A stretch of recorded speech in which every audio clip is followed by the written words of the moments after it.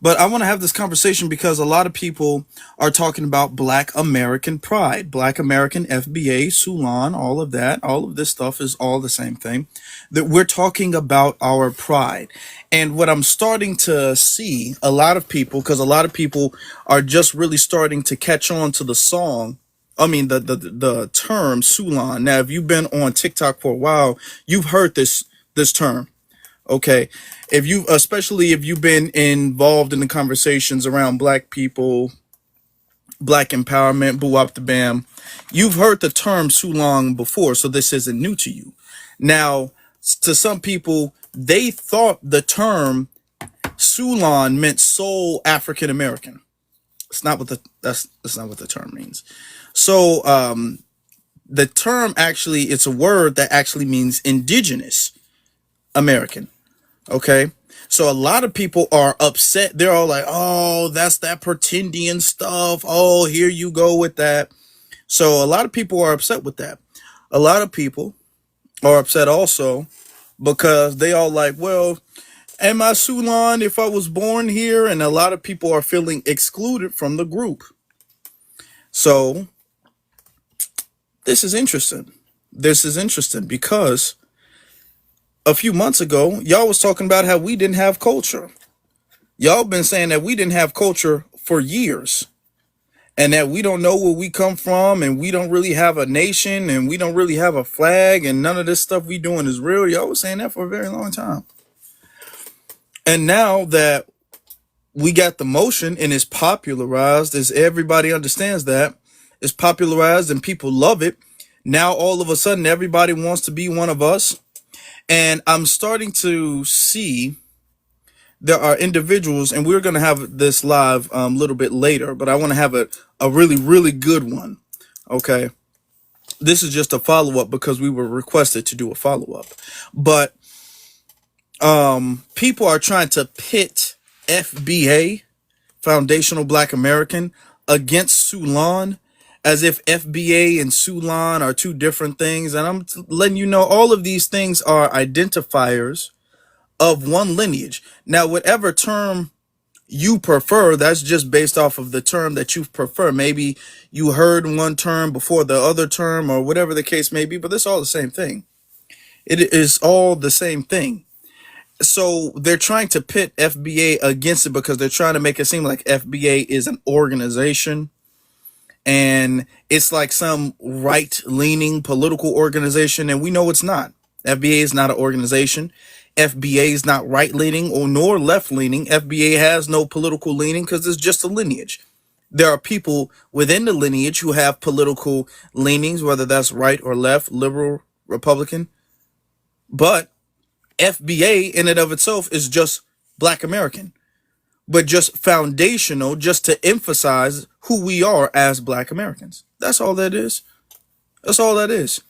And you have agents of chaos who are attempting to sow seeds of division, like Conscious Lee.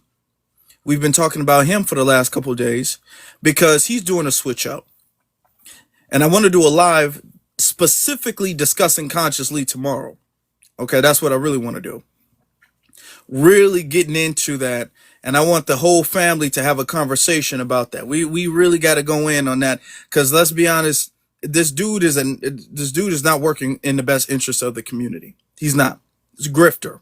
We talked about Candace Owens being a grifter a couple of days ago. Real talk, Conscious Lee is also a grifter. Okay? You can tell him I said it too. You can tell him I said it. This is what we have here. We can use these terms interchangeable. We can use these terms interchangeably, and we should. We should use these terms, okay? Interchangeably. We absolutely should. All right. And there should be no division. There's a lot of different groups of people around the world who go by different names and terms or who use different flags. There's in America uses different flags, and that's not no big deal. So we can use different flags, we can use different names, different terms and all that, and we can all get along, but we shouldn't let agents of chaos try to sow seeds of division and make it seem as if we're there's some infighting within the lineage. We shouldn't do that. Hey BX, how you doing? I'm good. How are you? I'm good. I'm good. I'm trying to get me some cheese and crackers before you started, but I wait till we get into You want me? You want me to conversation. keep going for a little No, bit? no. No, because I'll set the decorum for the room and then I'll get my cheese and crackers when the first people come up. So the live I missed, was it about this, how they're trying to turn Hmm. FBA against so? Yeah, I saw that and I made a post. I was like, y'all cut that out because it was on Twitter. I said, because on TikTok, it was Solon that was very respectful, that called me their elder first, that be on the front lines telling these tethers, leave me alone. And me and Solon could be arguing, but I ain't never looked at them and be like, let me argue with this Solon. It was just let me argue with, and we all use FBA and Solon interchangeably. Did I understand Solon at first? No, I didn't. I didn't understand it. But that's when you ask questions, right? And so Hmm. they explained to me what Solon is and stuff like that, and I've been using it interchangeably ever since.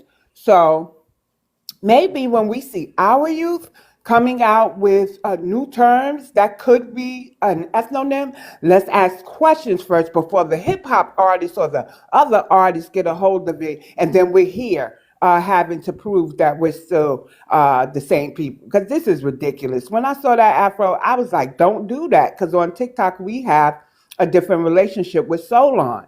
On Twitter, they was trying to make it seem like FBA was jealous of them. I was like, what? The Solon that I know, I sit around, be telling the chat, don't bother BX. And I'm foundational Black American, so don't always listen to people that don't really know the dynamics of TikTok. You got to really talk to some of us who's living this life day after day. Just like I can't go to Twitter and be like, hey, I got to ask. I ask questions. I get in people inbox like, hey, who this person? He trustworthy? I really do. And that's what y'all have to do with TikTok as y'all cross platform. Let's get to Vovo, brother. How you doing?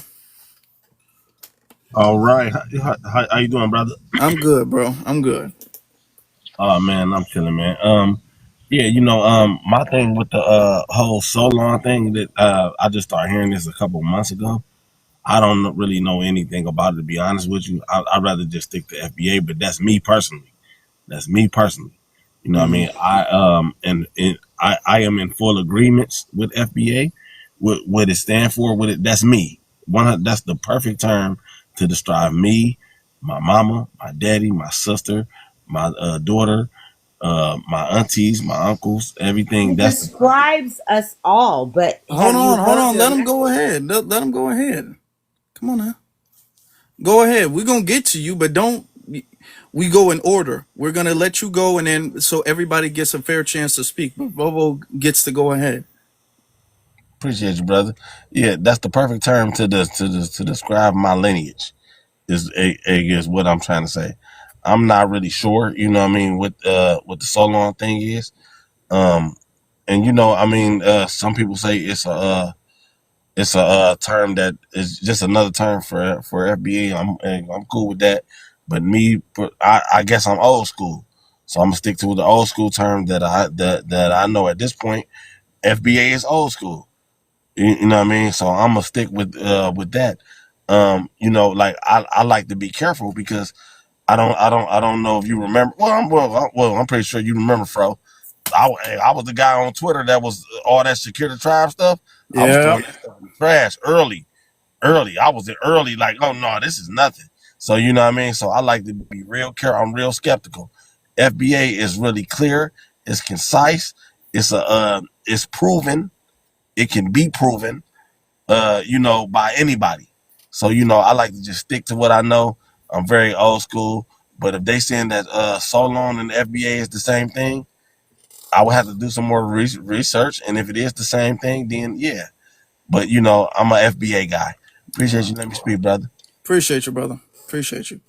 All right. Hey, yeah, everybody has their preference. I do think that FBA just really hits on all cylinders. It really does do a good job hitting on all cylinders.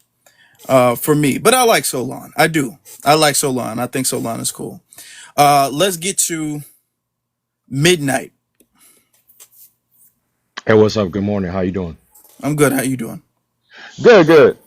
I know last time I spoke to you, we was at the what was it, the reparation rally back in 24. So Yeah.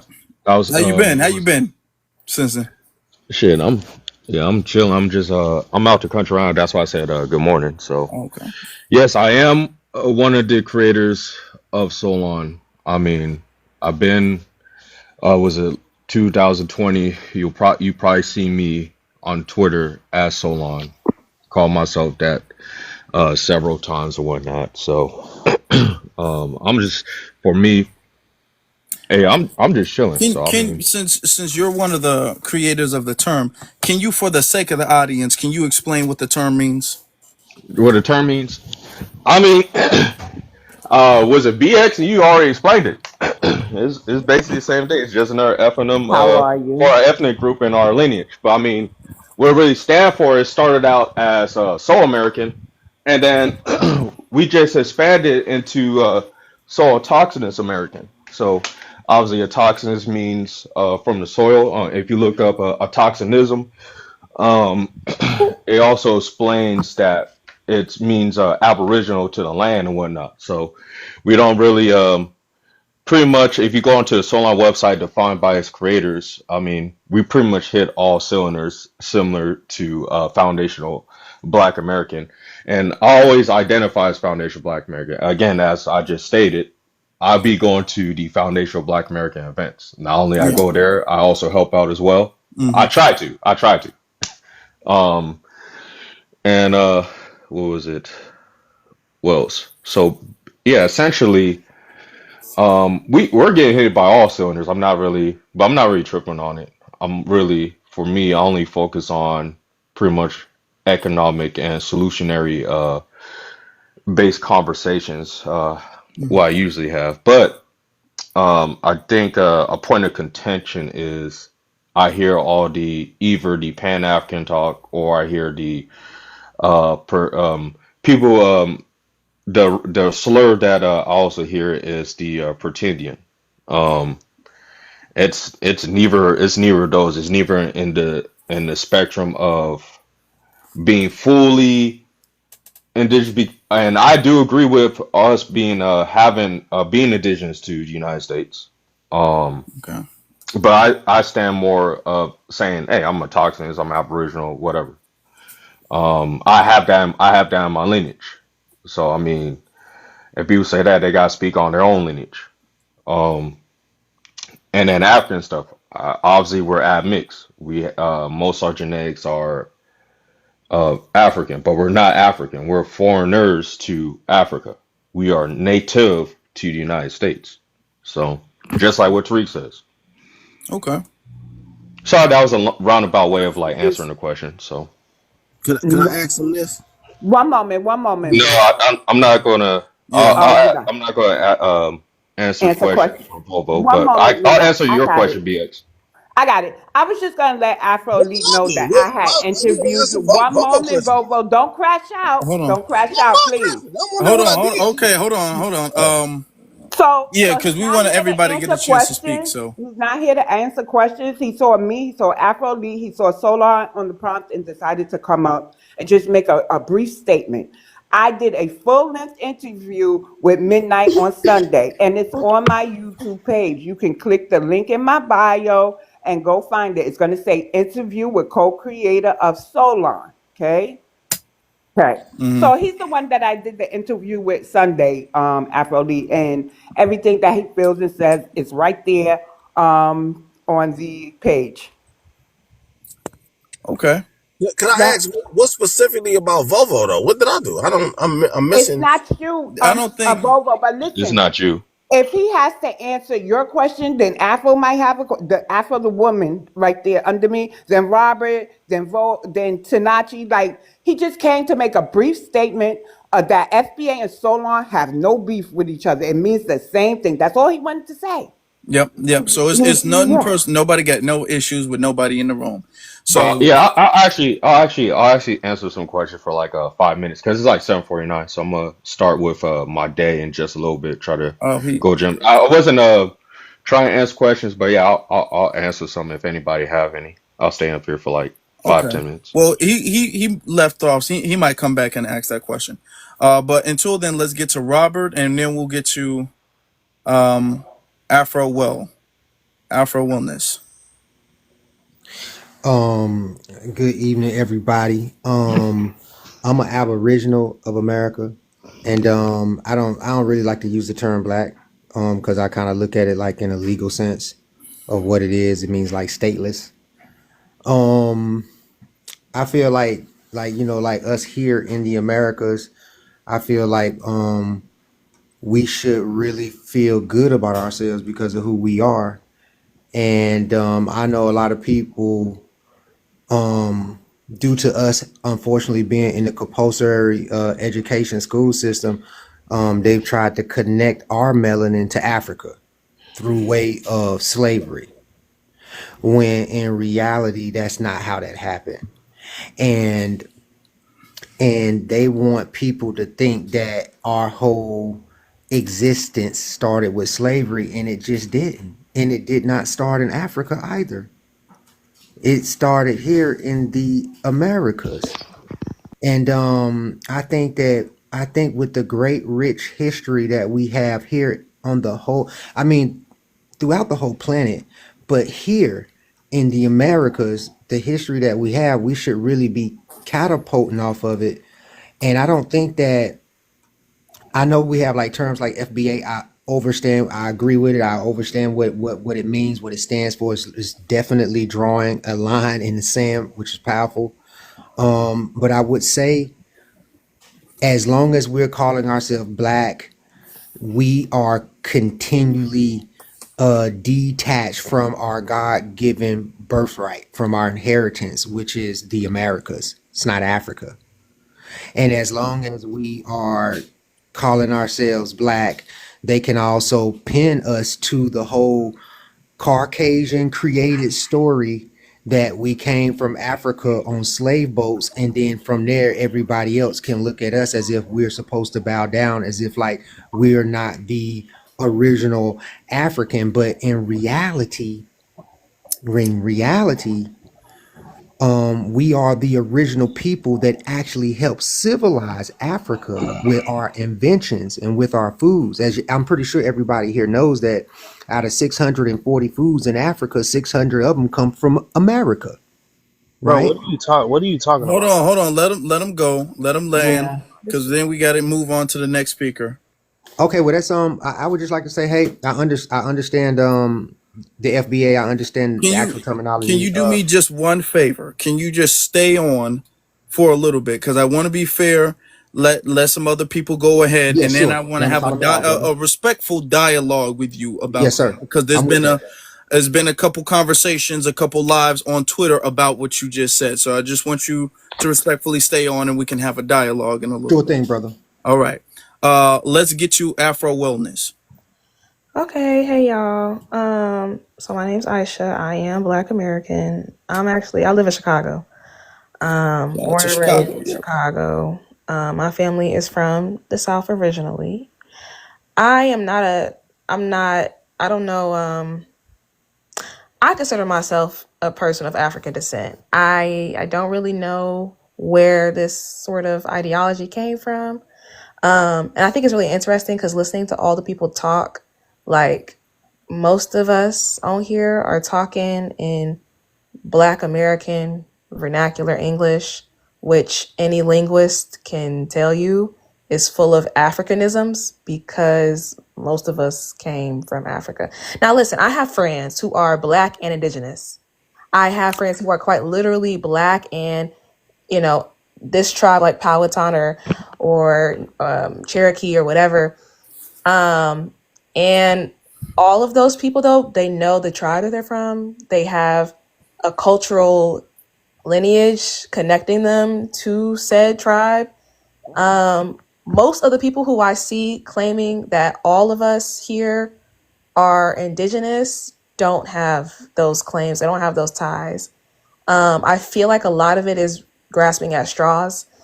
Um, because I really just think a lot of people are brainwashed from childhood to think of Africa as like this low place or this bad place.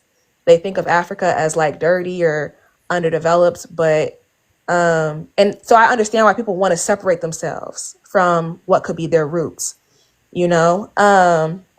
But also, I just want to say that guy, he was saying that 600 of the 640 foods in Africa come from America. I don't think so I studied agriculture. I studied agriculture in college. I went to Tuskegee University. My bachelor's degree is literally in agricultural science.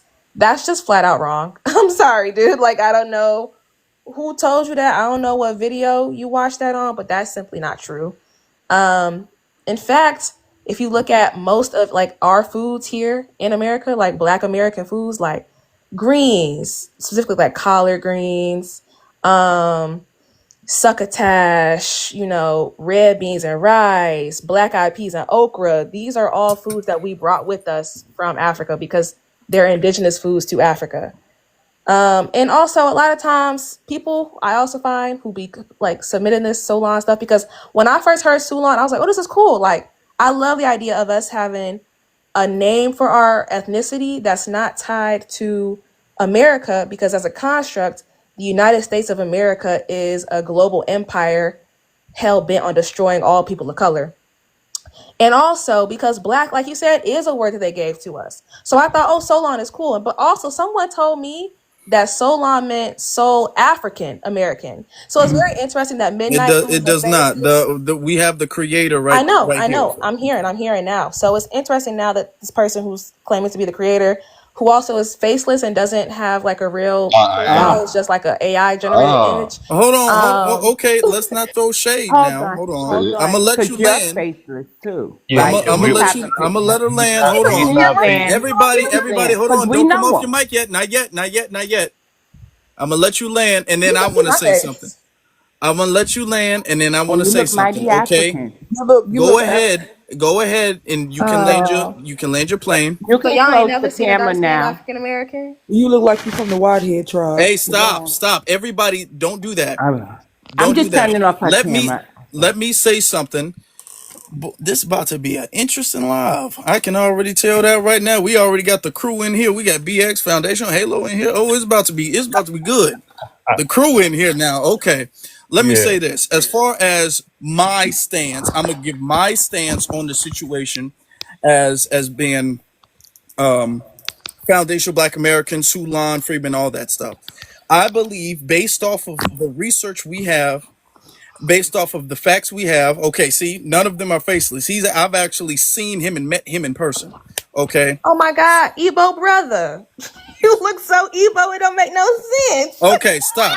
Now, Ebo brother, okay. I don't know exactly how Sulan you are. That's an interesting thing. Oh, Now, hold on, it's ma'am. Hold on. Here's the yeah. thing. Here's the thing. I don't know, you slipped up a little bit, but here's the thing.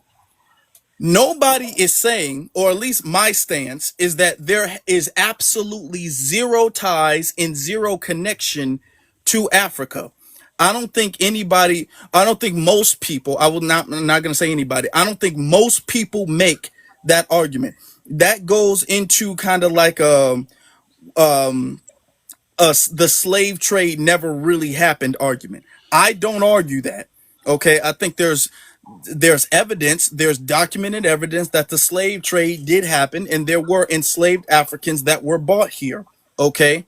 So I never that argued that happened. either. However, scientifically, because I'm just talking about the documentation in science, scientifically speaking, when archaeologists have found skeletons and archaeologists have found DNA traces of people who were considered Negro who've been here prior to Christopher Columbus. Christopher Columbus didn't make it to the shores of South America, the land that would become South America, until 1492. Researchers have dug and they have found artifacts and skeletons. I'm not talking about a hieroglyph or a statue that could be interpreted as black. They found a skeleton and said, this skeleton is black. This is a black person. Okay.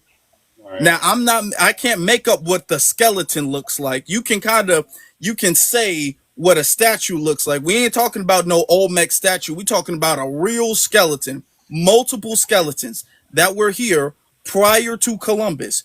So there Okay. is scientific evidence that there were Negro people, black people, whatever you want to call it, here prior to Columbus that cannot be refuted. Hey, bro, Okay. can I speak? Here, Can I speak, please? hold on. I'm just giving All you right. my stance. Okay. There was a slave trade that already existed before 1619. That's a fact. That's a historical fact. Okay. In that slave trade, you had indigenous people who looked Negro-ish, black-ish, whatever you want to call it, and they were enslaved as well as the imported slaves from the continent of Africa. Okay, and that mixed together created the lineage that we have here. Our lineage is a mixture of many different things, the same way the Caribbean lineage is a mixture of there was even indigenous people who were slaves in the Caribbean. You can ask Jamaicans talk about that. Okay, so our lineage is really a mixture. It's not one. It's not a one answer. It's both answers. Okay, it's not a this is I right and agree. this is wrong. It's Put on your both. cam Hey, Okay, so can I but the camera speak, thing off. please? is Only that the hold I on, agree with co-host can that. have this hold camera on. I'm on. gonna land. I'm gonna land. I'm almost gonna finish. I'm almost gonna finish. The thing is that Yo. we've been told that we can't recognize anything outside of Africa. Okay, for the longest time. And if we do, this is being a quote unquote pretendian. If we recognize anything outside of being stolen people from Africa, then we're being a pretendian and we don't like where we're really from and we're rejecting where we're really from. We've been taught to overlook our history in America to pay homage to a lost history we have in Africa. And this is something that the community as a collective is starting to say, you know what, we need to pay more attention to the roots that we've established in this continent, on this land, instead of trying to go overseas and reconnect Okay. to roots that existed well over half a millennia ago in another continent. Bro, can I say Okay. something, please? Can I speak, No, please? Yeah, Hold no, on, brother. hold Hold on, on. I'm family, just because no. about I'm to next. land. I'm next. Because I want to Yeah, say hold Hold on. on. something. 1 minute, y'all. When Afro finish, I want to say something.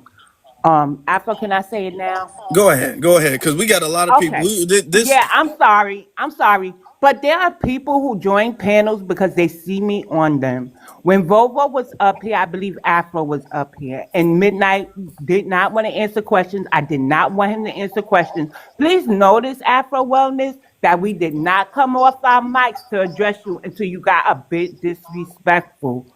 I understand that somebody told you it meant African or African American. They are wrong. It doesn't mean that.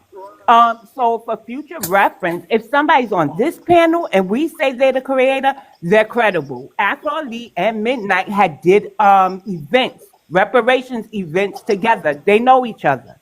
So you coming in this space and you're fairly new to me, right? We don't know you, but we know him. So when you come back, because we do want you to come back, please don't assume that somebody is not who we say they are. You don't know who we know. And I'm going to just say that you got to be disrespectful first. So please don't do that again. Am I So if allowed I to respond to can, that if I can Hold respectfully? on. Because we respond. got a lot of other people. Just hold your Yeah, thought. we got a lot of Everybody hold your people. thought. Everybody got to go. Well, she Everybody got to go directly ahead. commented So on me. I just wanted to respond respectfully. Like, yeah, respectfully. I will, genuinely. I yeah, but you only gotta wait, said what I man. said because I don't know you guys either. And I have been attacked by a lot of bots, Okay. especially on my own page. And so for me to see someone with an AI generated profile picture, it's only natural for me to wonder who was the person behind the camera, which is why I show my face because everyone can always see my face. It's nothing Okay. hidden about me on my page. That's why I said what I said. Okay. But the thing Thank is that when you said that you found out what Sulan really meant, then you kind of threw a little bit of shade towards him. Like, yeah, he's coming up with this faceless profile or whatever the case is. Okay, right. that was shady. Okay, it was. Come on, let's tell So the it's truth not about what it. you It was say, it's shady. how you Yeah, say it. It didn't need to be said because he didn't say Right. anything. yeah. My thing is stand on it. If you're gonna say something, just stand on it. But I'm gonna just say this, right? I don't mind people not understanding, not believing, or you know, um, don't know the information. But when we get to in a world where we start becoming Jehovah African witnesses, preaching the good word of Africa and everything's African, that's when I have a problem, right?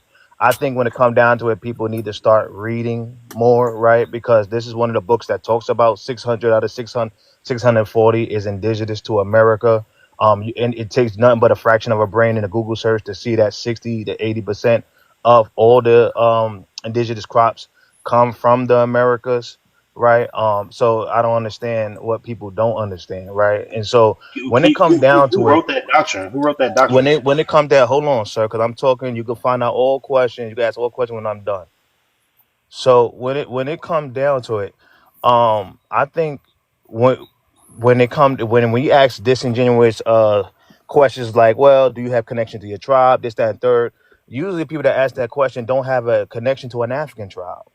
Like you don't. So it's like you can reverse the same questions. What African tribe do you have connection with? What can you? What language do you speak? What nothing. They don't have Answer nothing, but that. they Can you pick. answer that? But they Jay, pick hey any Jay, you many. can't come off your Drake, mic again, Jay, you brother. come off your mic again, I'm gonna drop you.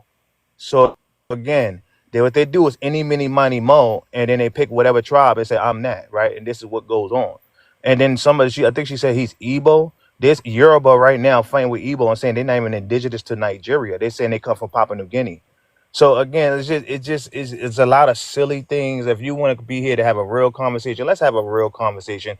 Don't disrespect people on the panel, right? If you super African, I don't mind it, right? But again, my thing is come with good faith, right? I think what we gotta understand is, out of the 100,000, the new updated number, the thanks to slavevoyages.org, which is the authority of the slave trade. They said between 100 to 200,000. That's the new updated numbers, right? But we got to understand that alongside that, there's 2.5 to 5 million American Indians that was enslaved in the same plantations.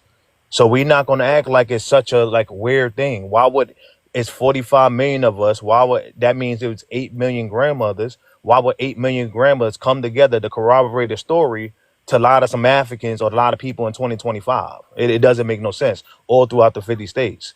They Mm. didn't have mass communication. They didn't have TikTok back in the day. They didn't have none of that. So how can they come together to corroborate a story to lie about being American Indian or tribe or anything? We got to start like making it make a little sense. And when we talk about the linguistics of the language, that is a complete lie, right? A lot of the words we utilize, coon, you're a coon, that's indigenous, that word right there, right? Some of the nicknames we get, right? Our family give us, right? I could talk about the quote unquote pimp walk, right? That's called the warrior walk, right? From the Cherokee, right? We can talk about the barbecue, right? How we barbecue and roast, that's indigenous, right? Um we can talk about the cornbread. The cornbread is indigenous. They make fried bread. That's what they do on the Western Plain. We make cornbread, which is indigenous to this land, right? And I can go down the line, even down to our names. The ta and the qua. Qua, Shanique Qua. The qua at the end is indigenous. The ta, Tamika, ta is indigenous, right? I can really break this down all the way, but I'm not going to sit there and take too much of the panel, right? But My we got great to, grandma's my name thing was is, Tennessee. what's up, brother Midnight? My great grandma's name was Tennessee. So that's Yeah. Cherokee for Tanasi. Mm. Yeah, I can Yeah, that's really break enough this all sense. the way down. What's going on is we are doing our traditions, customs, and everything. The problem is we are subconsciously doing it and not knowing that a lot of us are still practicing these traditions. A lot you don't see no Native American barbecuing and doing roasting and doing the stuff we're doing, but that's Mm. American Indian, right? You don't see them making corn, like you don't see none of this stuff. So I'm gonna land on that. But my thing is, yes, the slave trade happened. Yes, Africans did come, right? But two things could be true at the same time. Thank you. And what we have to do instead of arguing is come together and put the pieces together instead of being disingenuous or being funny. And I'll land. Wait, Marshall.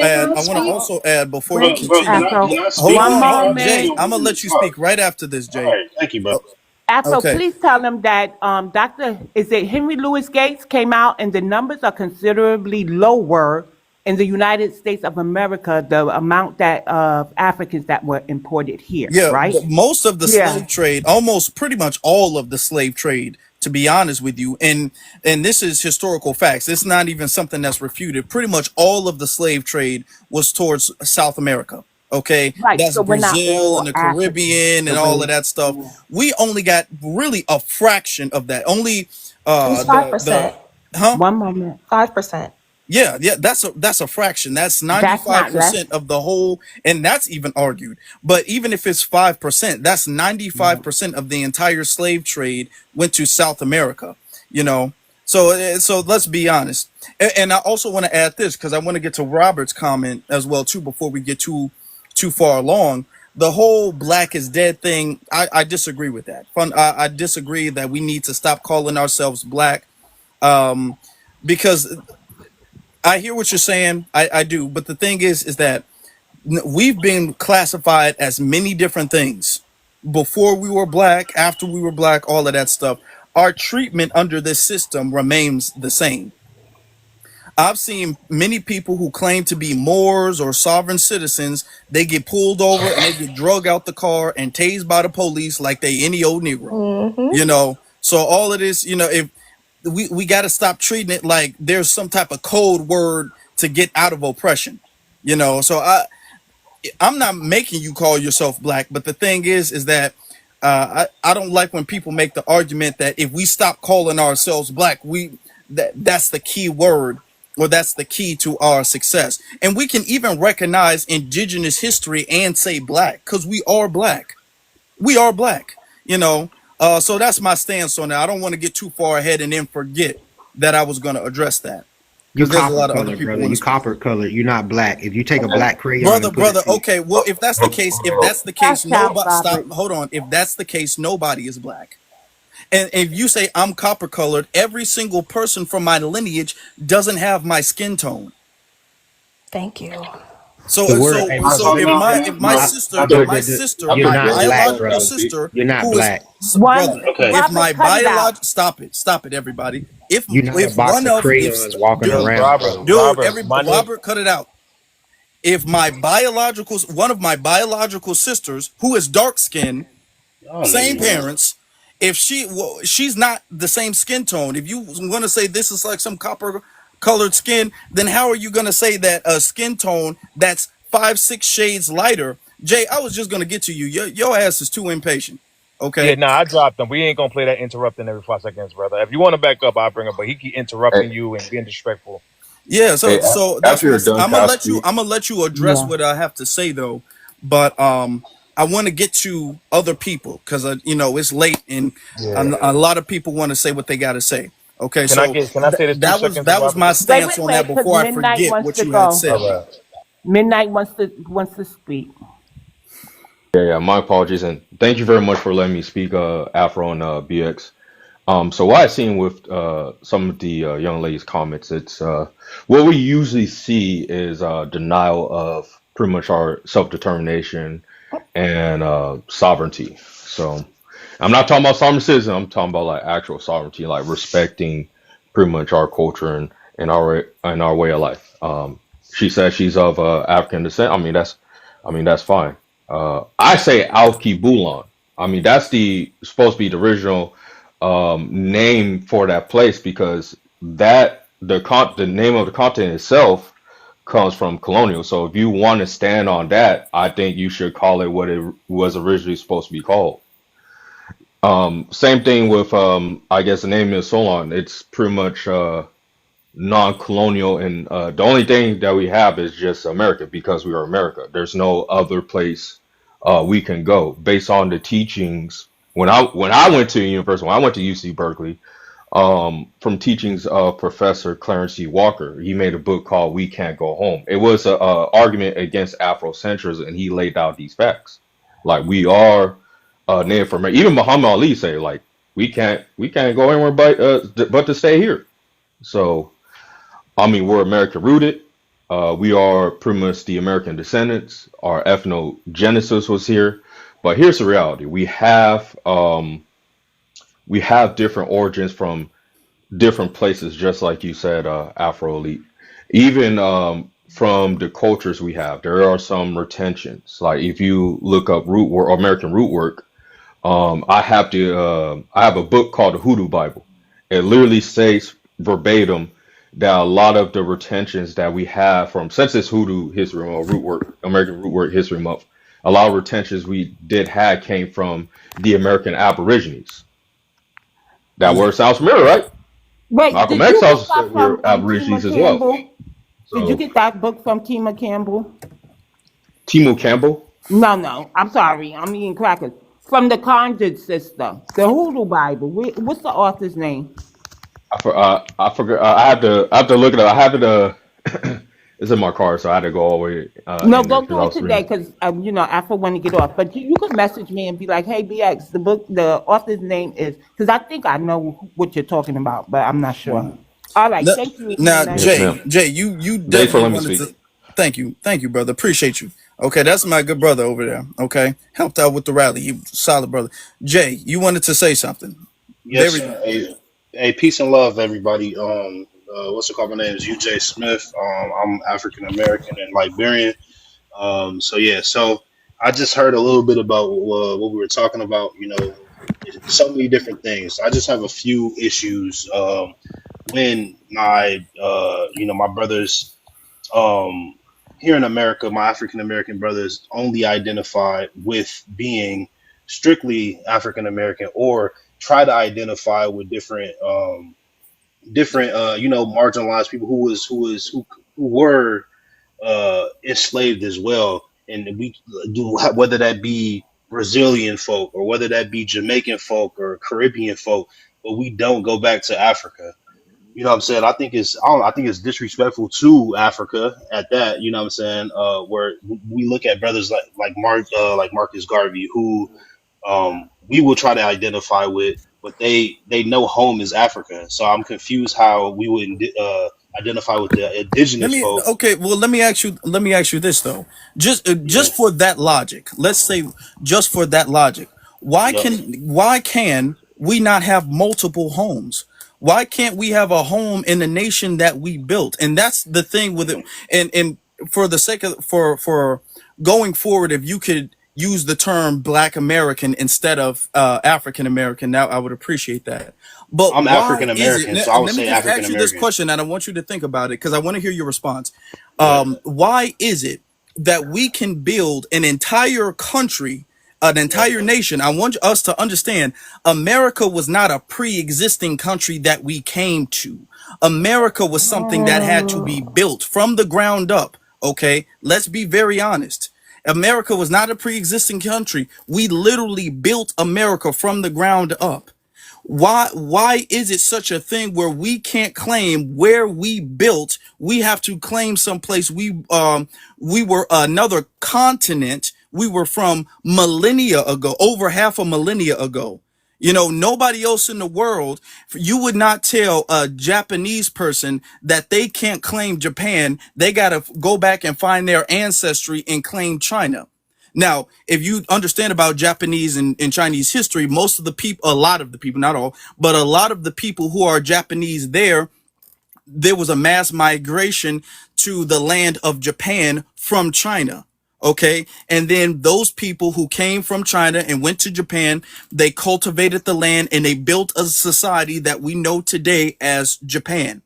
And these people don't claim anything at all except Japan. They never, you couldn't, for the sake of their life, you couldn't get them to say that they're Chinese. You couldn't do it. Okay. They don't recognize anything besides Japan because they built Japan. Nor should they. But it's a thing Yeah. when it comes to Black America. Even though we built America, you can't argue anybody else did. We I did. actually We can I built. Hold on. No, no. Hey, Don't no, do we that. still talking. Hold We on. still Hold talking. on. Don't do that. We built America, yet we got to claim where we were before. Nobody else in the world says, okay, even though you built Okay. the nation, you got to claim where your ancestors were before this nation. That's not All how right. anybody else in the world is treated. All right, brother. Let me rebuttal. Let me rebuttal. Right. So, and I agree with you 1,000%. You know what I'm saying? Here's my thing. Right. So, here's where I have the issue. is when we claim that we are from the Caribbeans, and we don't claim that we're from Africa, because those same folk that are from the Caribbeans, they claim that they're from Africa, because throughout the transatlantic slave trade was, and I'm being honest, you know what I'm No, saying? you're I not mean, being Hold on, hold honest, on, sir. hold on. You're not. okay, Okay, how the Some thing so? is that, Jamaicans but claim the Africa, thing some is don't. that nobody makes them claim to be from Africa. Nobody makes them. There are some who do. There's many who don't. There's Okay, most of them, brother. Most of them don't. Even when they come over here, they don't claim anything except the people, the nation of their okay, people. They don't. okay, They but don't be sitting up there being all like, I'm not really Jamaican. I'm really mhm. African. They don't do That's not that. true. I know a Okay, lot Ma'am, of Jamaicans ma'am, that do. I do just got you not think my that we last point, my talk to last point. stop? Hold on. Do you not think that we talk to these people? I'm not saying that they don't claim any traces of Africa, but Yeah. they don't call themselves African Jamaican. They don't. They don't call themselves African Haitian, African Trinidadian. They don't call themselves that. They call themselves Jamaican. They call themselves Trinidadian or Haitian. Am I allowed There's to no respond? Afro, nothing. They don't add nothing else to it. And if you say, well, you No, know what, Look at the you're That's not, cap. Look at the Pan stop. No, African it's movement, bro. not. Look Yeah, at there's a Brother, Pan Marcus it's Garvey not. African and the movement Pan all No, over the African it's movement. not. diaspora. The No, Pan it is African not. movement came Because from there. stop it. hold Stop, on. stop. There Jay, Bro, is. you're you not keep gonna just try to talking Hold shut. over You're not me on. gonna and keep I'm gonna shutting drop You niggas you. know up. what? All right, I'm gonna nigga. be Jay, Fuck if you, you honest. keep nigga. talking over me, Fuck I'm you, gonna nigga, drop you, bro. Jay. All right, drop Stop me, doing that, nigga. Jay. I don't Stop fuck it. with that. I don't Stop it. fuck with Okay, well, that. you don't have to fuck with the You just conversation like at the all white then, man. nigga. You just like the. You don't got Let me to say this. see when I start Oh breaking my stuff God. down and it defeats their argument, they start talking over you. Because you So you can't know defeat what that it because is? I know about world history too much for you to try to pull that card with me. Because y'all Right. don't do that to nobody else but black Americans. Hey, that's true So what you said, brother. You was right on the money. What you said is 100% correct. so here's my issue. It's their attitude that make you know what I'm saying? If they had better attitudes, there was no reason for her to disrespect Midnight. There was no reason for him to keep coming off his mic and then start cussing at Afro. Like there's just no reason. And you cannot speak for the whole island of Jamaica because I've met some that said they're indigenous and some that said they know where they come from in Africa. And the ones who say they know where they come from in Africa are usually the Rastas. Okay. So Jamaica is not a monolith, just like Black Americans aren't either. But the problem is, y'all try to associate us with Africa. Y'all don't think about ethnogenesis, reclassification, and all these other things. Like y'all just learn one little piece of history and try to, it's this way. If that's your genealogy and you just African without any admixtures, that's on you. That's not on all of us. It's not. And y'all got to start learning how to respect us because we are amalgamated. That's why I don't fight with the American Indians unless they get, don't call yourself black. Then we gonna tussle. But they have a right to do their genealogy and identify as they wish, as long as they ain't throwing me under the bus. Just like they should respect us too. Now, when you come up on the panel, I don't care if you Pan-African or you know you're of African descent, remember, your genealogy, your documentation, your DNA test results is specific to you, not the whole of us. Because mine says something totally different than homegirl over there. Now, cut it out. All right, we're gonna keep. I appreciate y'all patience. I appreciate that. But there's some people who have. Most of the people knew they dropped. Now I didn't kick old girl off. I didn't do that. But I did. But she. I did. You did. Okay. Yeah, I did. Yeah, I did. Well, she's off. She's out the room. First off, she kept coming off her mic, and I kept saying, "Don't do." I kept telling both of them to stop. I literally kept telling both of them to stop. If you don't want to handle the conversation like a mature adult, then you don't need to be here. All right. That's just what it is. That's how we're gonna roll for the rest of the night. All right. So let's get to Halo. How you doing? Hey, I'm doing fine. Me personally, I'm just tired of having to break down things for a group for people who just got over here. You know what I'm saying? Like, why can't you just say? Why can't we just be American, like Black American, and be happy within ourselves? Why are you trying to come over here and make us a $5 African to please you? I mean, I'm sorry, y'all. My bad. My bad. And then my whole thing is, I don't have to like. If we telling you we're not African. We ain't come from no. We don't. We're disconnected from Africa. We're not African. We're Black American. Why can't you just leave people alone? You know what I'm saying? Then you got them coming over here talking about first, second gen African, Black American. No, you're not. We told you the definition of it, and you trying to come over here and switch up the narrative of what it really means to be a Black American. We told you what it was, and you coming in, oh, because I'm African, I'll come from, and I'm coming to. No, that's not what it is. I'm just tired of it. I'm really tired of this whole little argument about don't use the word black. It's a headache because I'm gonna tell you something. Even if we use the word blue, call ourselves blue, they're gonna tether on to that and call themselves blue. Okay, every little move we make, every little thing we do, they're gonna do it. So at this point, we just need to stand and fight on a term that we need to all agree with. You know what I'm saying? As far as I'm still black. I'm black as hell, and I'm black, and I'm okay with being black. You know what I'm saying? But I'm so tired of just breaking things down to a group of people who ain't even of my lineage. Like I owe something to them. I don't owe nothing to you. An explanation, nothing. All I'm gonna tell you is I'm not African. I'm American. Respect that or don't.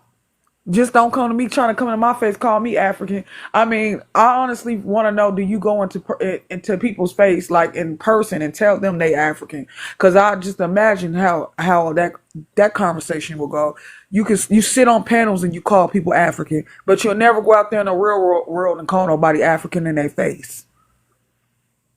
And I'm gonna land my plane. She also brought up, and after this, we're gonna get to Afro Queen. We got a lot of Afros in the building tonight. Um, she also brought up, well, America is like some global imperialism, and let's be honest, a lot of them, they feel they have an axe to grind with America, which is why they don't want nobody to claim America. They don't want us to have any pride with America or anything like that, even though they flee to America. Kind of ironic, isn't it? But the whole thing of, we know America is corrupt. We're not acting like America is a sinless country. I'm not acting like America is a sinless or flawless country at all. It's never been. It was founded from slavery. So it's never been no flawless, sinless country, but that don't mean this ain't our country. That it is what it is. It is the country we built. We built it off slavery, and that's wrong and immoral. We still built this joint. And that's, you can't change that fact. Well, just because you don't like how America operate, you can just say, well, you know what? I'm going to just uh separate my nationality and put it someplace else. That's not the way the world works. You can't do that. Our nationality is still going to be American. We're still American. We still built the place. That's just what it is. All right. Let me see. Afro Queen, Hello. how you doing? Hey Afro. Hey TTBX. I'm just kind of at this point. It's like I don't understand, and I feel Hey, like family. hey, I feel like the problem is people are not using their common sense. And it's like if you literally hit, and I've said this Yeah. 5,000 times, and I don't understand what people are not like. What's not clicking?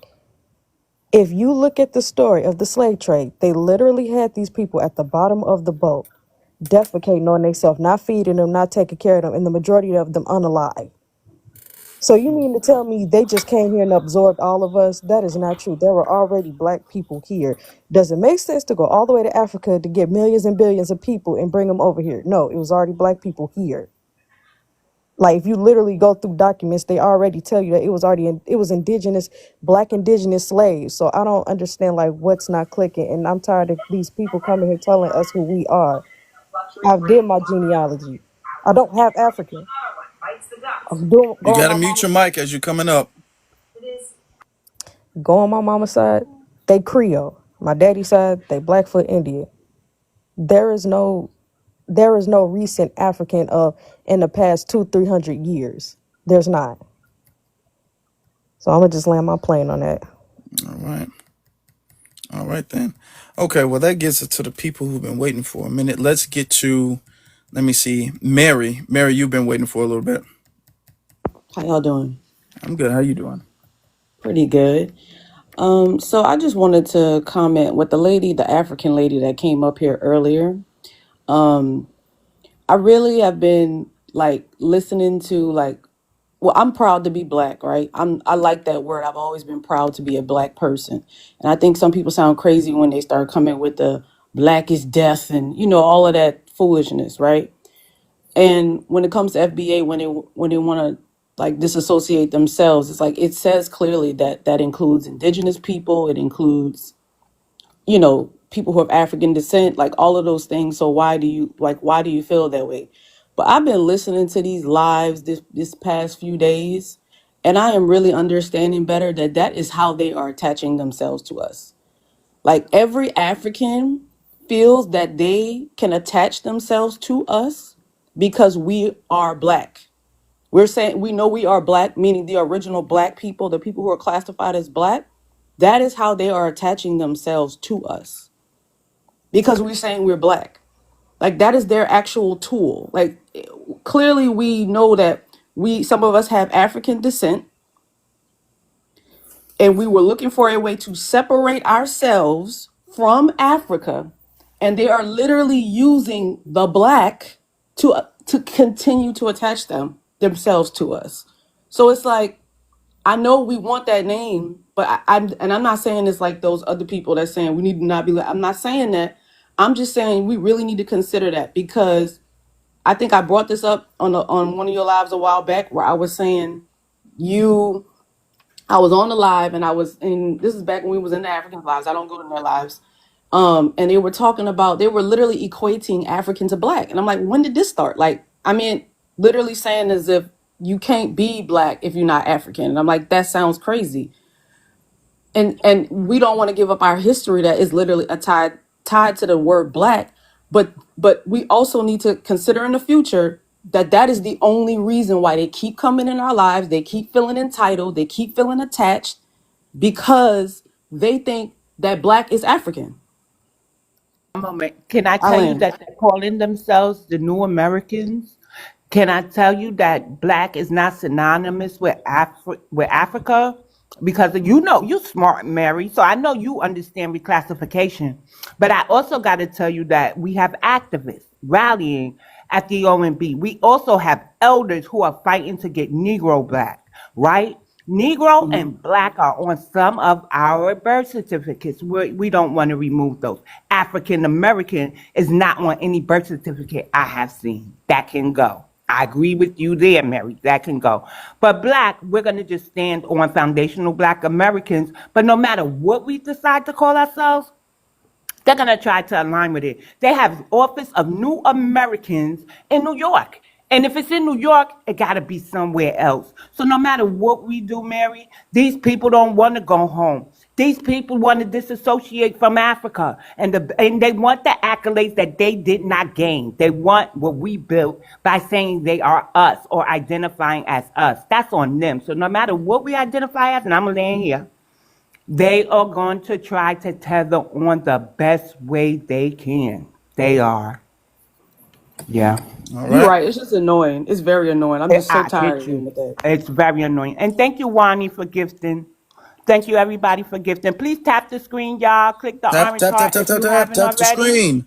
We having a good Yeah. conversation tonight. We having a good conversation. Now, a couple of people have commented on their stance on the word black. Robert, to be fair to you, I'm gonna let you address that because people have, including myself, have commented on your stance. So it's gonna. I feel like it's only fair to let you address that if you would like to.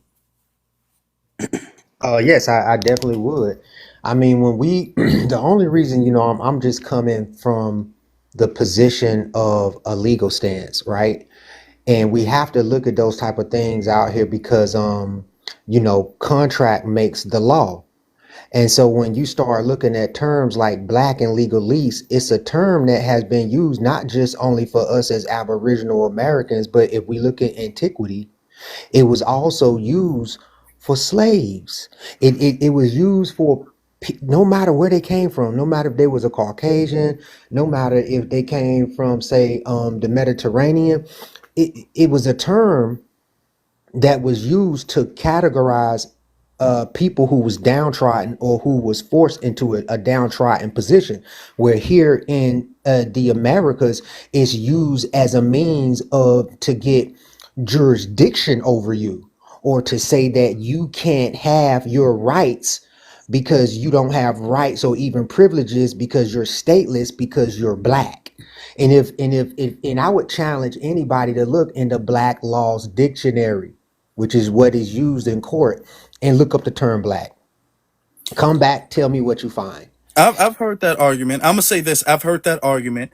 I'm gonna have to redo that. But the thing is, that book came out before the Constitution. That book came out in the 1800s, and that book has been ratified a few times. That's fine. I mean, that's fine. But even if you don't want to look at Black Laws Dictionary, go look at a 1868 dictionary, and it'll tell you what the Aboriginal American is. It'll tell you that the Aboriginal American is the copper colored nations found here. Keyword is found here by the Europeans, and then in the rest of the definition, it goes on to states that the word American would now be for the Europeans, basically the colonists that's coming in. It's very important. It's kind of like what the sister said when she said, they're trying to say that black is African now, right? Or this is a means for them to try to, get in. They're using black in many different ways. In the legal lease term, they're using it so you as an Aboriginal can't go pull your patents unless you go look for them. So in other words, they gatekeep what's yours as a judge or as say like your state representatives, right? They the real true wholesale gatekeepers because we have patents here. You can't have patents to the land unless you have an Aboriginal line. And I would ask anybody to refute what I'm saying right now. We actually have patents. Africans don't have patents here. Caucasians don't have patents here. The only people, not even the Siberians, not even the fake $5 Siberians, they don't even have patents. Only people got patents here in the Americas is us because we have an Aboriginal lineage here, and we come from the copper colored nations. I don't know if anybody remember No, the hold on. You're saying that white people don't have patents? The only we're the only lineage of people who have patents. I'm just want to specify of what you're saying. We the only people, we the only, like, for example, right? If you want to find your people and you get to finding your people, there's a huge possibility you're going to find that there's land and you're going to find that land through patents, right? Now, as far as the Caucasians go, you got to keep it. You got to keep this stuff in mind. Remember, the Caucasians came in through Ellis Island and through Texas. They're immigrants. So any paperwork that they have, if they say we got a title or we got a deed, they have those things because they're immigrants and they're working from a corporation standpoint. They can never be government. They're immigrants. They ain't even been here for 400 years. If you take 1776 and just do the math, 1776 right now to 2025, that's not 400 years. America ain't been here for 400 years. These I just guys want are to. these guys are immigrants. You know I'm what I'm, on. you know what I'm I want. saying? Like when we talking about any kind of documentation, titles, deed, they have to make that stuff because for them to illegally be here, they're operating outside the Constitution with a corporation. They're not government. But for us, they call us black. So the reason they call us black is so that we can't be on the world stage. So if we black, that means we don't exist. We're stateless. We're not the American. Okay, where Okay. does that's the only point that if we are black we don't exist. Where does that if you come if from? if if you go to let me get finished. If you go if you want representation in the UN, give you an example. This is coming from somebody. I did 8 years in the Marine Corps. I also did time with Department of Defense, right?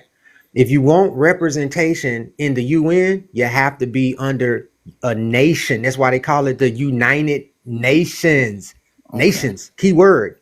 You have to be a nation, right? As long as these immigrants and illegal immigrants at that, as long as they are here and we're being classified on paper as black, they're writing you out because you can't go represent yourself on a global level at the UN, and you can't say that I effectuate or control property, resources, air resources, none of that. Okay. Military, none of Okay. that. No, but we're If in you this calling American. yourself black, But my question is that let's say if we say we're black means that we can't represent a nation.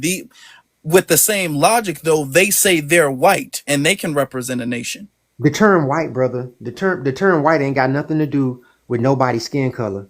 The term white, the term white literally has to do with the political stance. It's a status, and it's a status of the people who had the land first. And we can go look at that. All a person got to go do is look up the collect salon. If you look up the collect salon, white is a status, and black. And if you want to, and actually, if you go look up in the dictionary and you go look at what the term black means as far as who is the actual real African Americans, those would be the white people who came, or the people we call them white now, who came from the places in the 1800s from Africa over coming over here to the America as colonists. If you look in the dictionary, actually in the 18th dictionary, you look in what black mean. Black actually mean to be whited out. It mean pale, right? So when you're looking at the term, the status of white on a So are you legal, saying that they're white? They're black? let me get now. I'm gonna land. Let me land it so you don't be Yeah, confused. please land, brother. Yep. I mean, if you don't want to hear it, I can pause, brother. I mean, but you know what I'm Because saying? it's Like, like, yeah, I'm you just know being honest what? with For you. I the mean, all this, whole hold week, up, people all have this, been, times it's out. like annoying. It's annoying. So We it's know a lot what of y'all stuff that said. We're still moving forward as foundational it's Black a lot of times out. Americans. Let me We get done. heard your Let me get message. done. I didn't interrupt We heard anybody your else. I don't want message. anybody to interrupt me. And just because We heard your message, sir. I'm tired of it, honestly, right? So yeah, okay, I've heard it, we've heard it, it's after public heard it, information. You can and we're Google it. still moving. Hold on. Everybody stop. Everybody stop. Robert, I mean, we have a lot of people. It's late. We have a lot of people we have to get to. I just wanted to ask where you were coming from. Now, I'm not trying to change nobody's mind. We're adults and we can have a civilized conversation and we can agree to disagree. I will be honest with you. I don't agree. I get where you're coming from. I'm not trying to change your mind. There's some people in the chat room who agree. But let's be honest, the reason why I don't agree is because we've been called many different things before anyway. We've been called, and our treatment has not gotten any better depending on what we identify as, because the same villain who's oppressing us is going to oppress us no matter what we claim we want to call ourselves.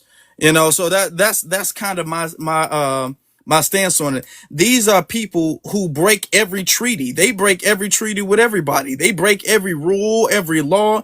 They violate laws when it comes to the UN, and they violate laws when it comes to foreign policy all of the time anyway. So I don't think that if we just kind of find some code word or password, we can. It's like we might as well say we black, and so we can all be in alignment with something. So we can all be in alignment with that. Correct. That's my stance on it, and You American, I not get where black, you're brother. coming from, though. I get where you're coming from, but I want to get to some of the That's other people. Michael. I'm not gonna kick you off, but I want to get to some of the other people though. Can I Respectfully. go? Hold on, no. We're gonna let Retro has been up here for a little bit longer though. Hey, good evening, everybody. How's everybody doing? All right. Hey, what up, BX? You said immigrants align with black though, so How are okay. you doing? We don't. I just want to say this: when people say immigrants align with black, we shouldn't change how we identify because other people just came here and started and used black. Okay, I'm not gonna change that. Okay, we're not gonna change that. We have to understand what, first off, a race means. We're not the only people of a race. That is just the reality of the way the world works today. We're not the only. There's no people who said this lineage is the only people of this race. That's just not the way the world works. We have to kind of touch ground, touch earth a little bit, and this ain't even meant to be disrespectful, but like we gotta come on, we gotta be logical with this situation. And the thing is that I don't think that it should be changed because all of our strides and all of our progress has come under us unifying with being black. We're black. And if we Exactly. change it tomorrow, if we change it and we say we're not going to be black, we're going to all be copper people, and we're just going to say that we're copper people. They're going to oppress and be whooping on and jailing copper people. That's how I see it. So it's not about what we say, it's what we do. Personally, that's how I feel about it. But let's let Retro go ahead. Yeah, Asheville, North Carolina just had The one was a proof of reparations, and the list of their tangibles said for things like for black women, and it passed. So we gotta kind of stop that thing. You can win things, but some of y'all gotta get out of our way.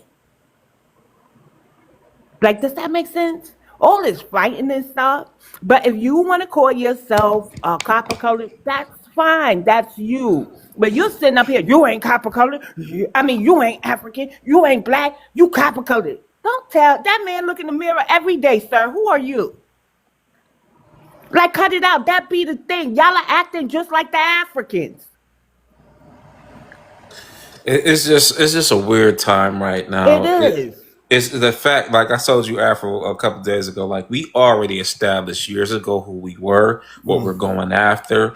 It was no confusion. Now all of a sudden, these people coming in with their little rhetoric and their little bullet points, trying to cause confusion while we already were unified on this thing. We know who we are, and guess what? They know who we are. This government knows who we are. They are not confused. It seems like our people acting confused.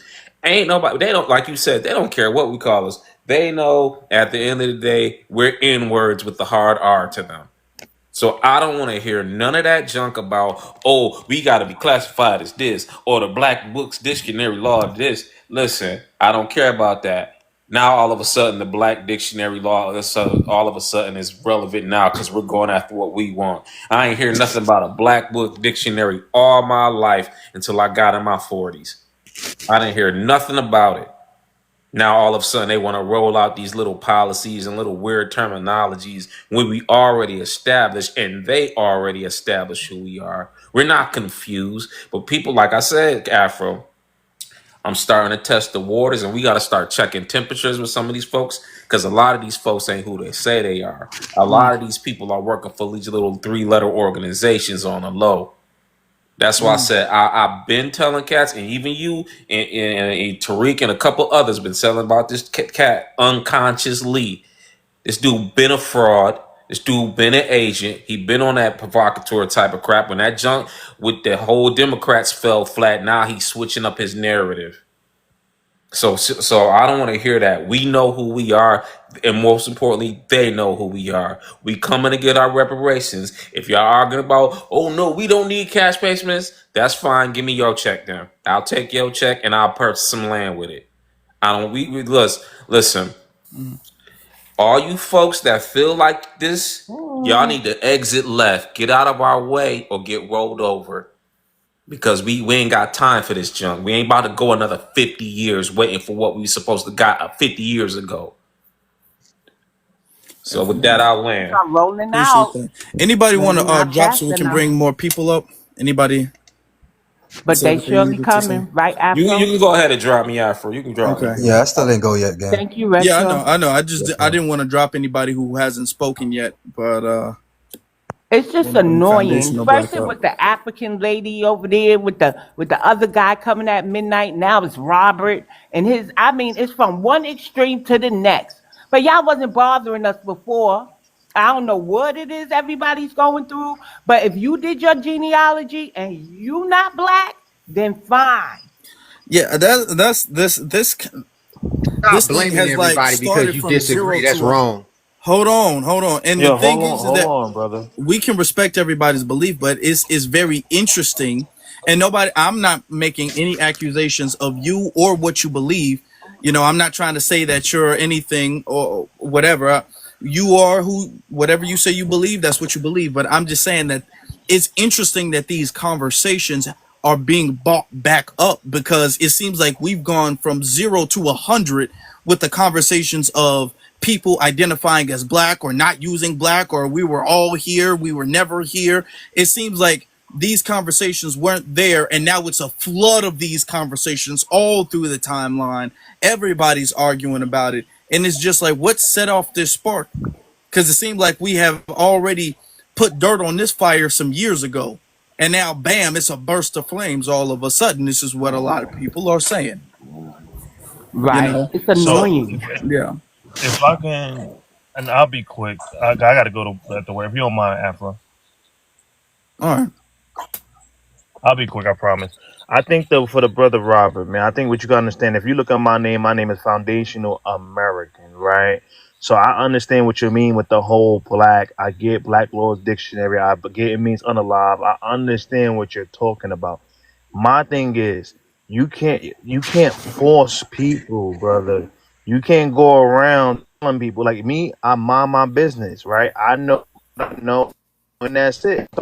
Leaving people to their own vices. You can't force nobody to do anything. You can't force somebody to say it's not safe. You can't force nobody to do anything. So again, when we start doing that, now we're being problematic, right? Now we are being interrupting, and now we're being agents of chaos, right?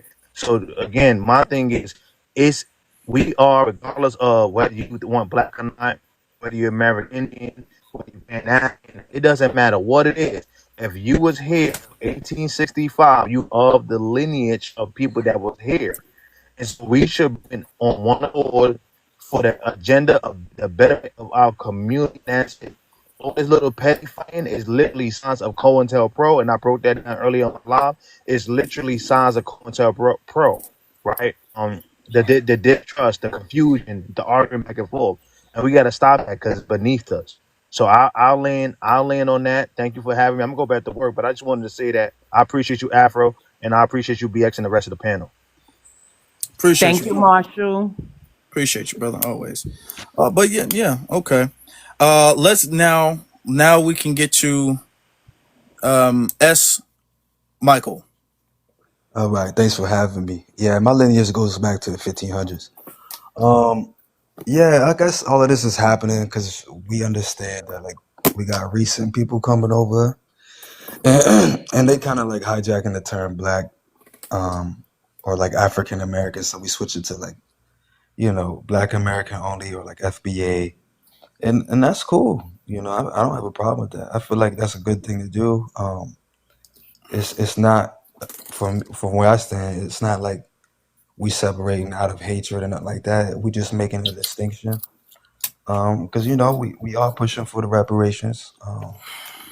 We definitely got our own culture, and we our own people. So it's a lot of people coming over that match our skin tones, and we just got to get some delineation going. Just for the simple fact, we need to be distinct and let everybody know we distinct.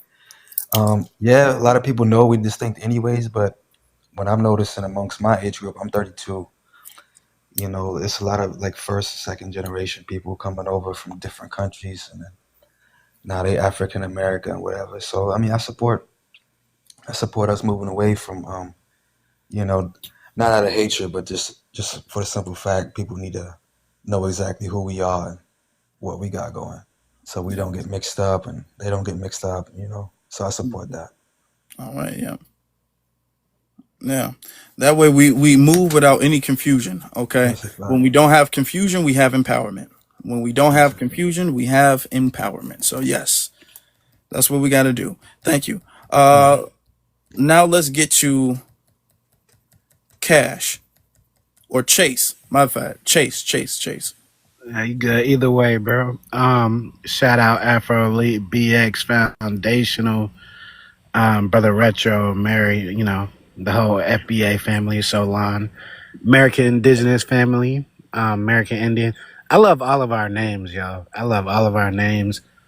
Um, I'm of the opinion that I think we should gatekeep all of our names because if you notice, the cosplayers that were up here and the agitators, they really start crashing out and they start foaming at the mouth and twitching when we delineate and we gatekeep our names.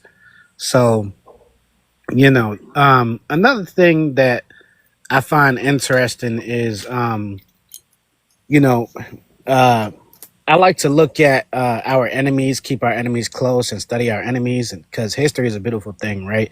Mm. So when we look at the JEWs, right,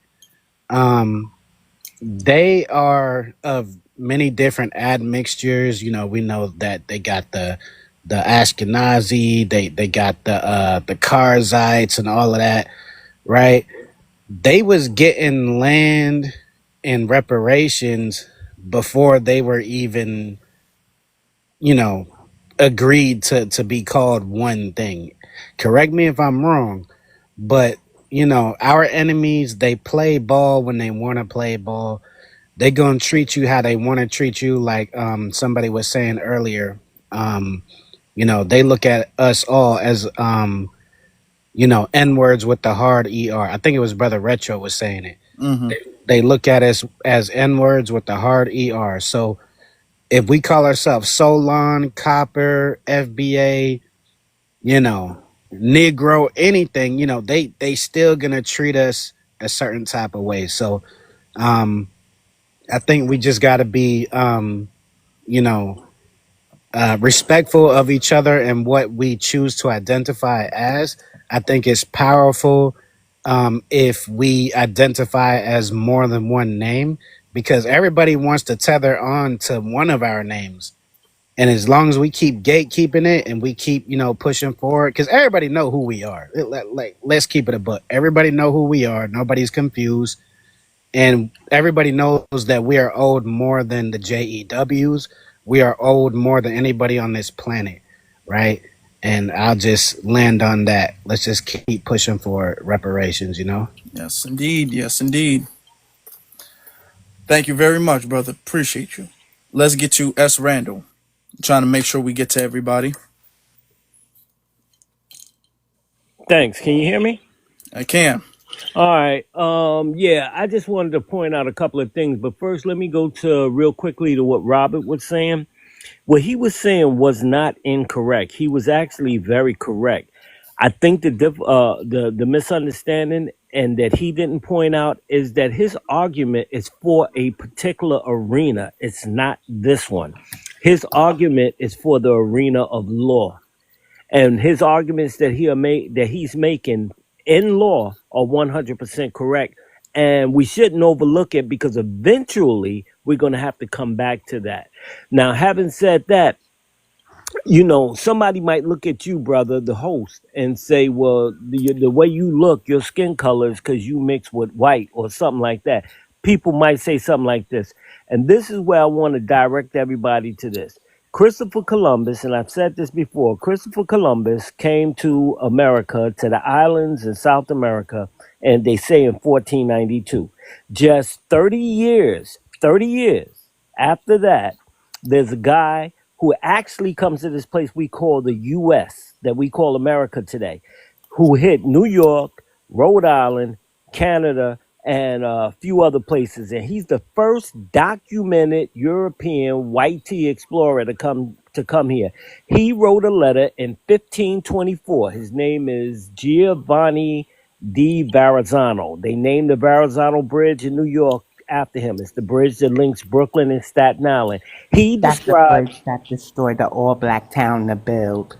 Mm-hmm. You and remember that, right? he hold on one second. He goes into detail about the people that he found here, right? The people he found here. This is before the slave trade. This is before so-called colonization, right? He describes the people he found here, and the description of those people was us. And he explains that we are just like we are today. We got people in our family, and the skin tone of the brother who's the host, from him to lighter to my complexion to darker, right? That is us. We didn't get mixed with white folks to get white tea people to get this way. This has always been us.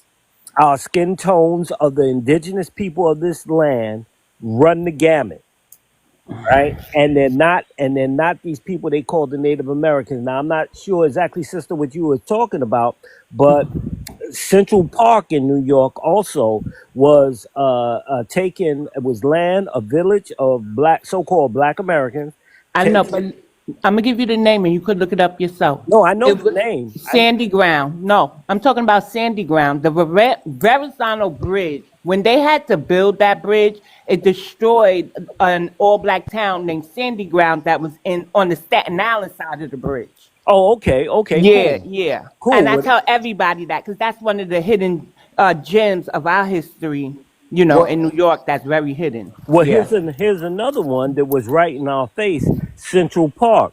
It Right. was a black town, and the name of it was Seneca Village. Now, Yeah. If you Google and find out, they want to say that Seneca is tied to Senegal. That's why they came up with the name. Oh, But I that hate when they but do that. but that's BS, because if you Right. look at New York, Seneca is in New York. You got a Seneca, New York. You got streets named Seneca, and the reason is because of the indigenous people, the Seneca Nation that was here in New York. I We agree. have a Seneca, New York. So those so-called black people, black Americans who named that village Seneca Village, named it because that's who they were. They were the Seneca Indians, the Hmm. Seneca indigenous people. And another thing, that African burial ground in Lower Manhattan, that's a thing that just irks me. And one day I'm hoping that they uncover it. Those weren't Africans. Mm. Those were not Africans. Those were indigenous Americans.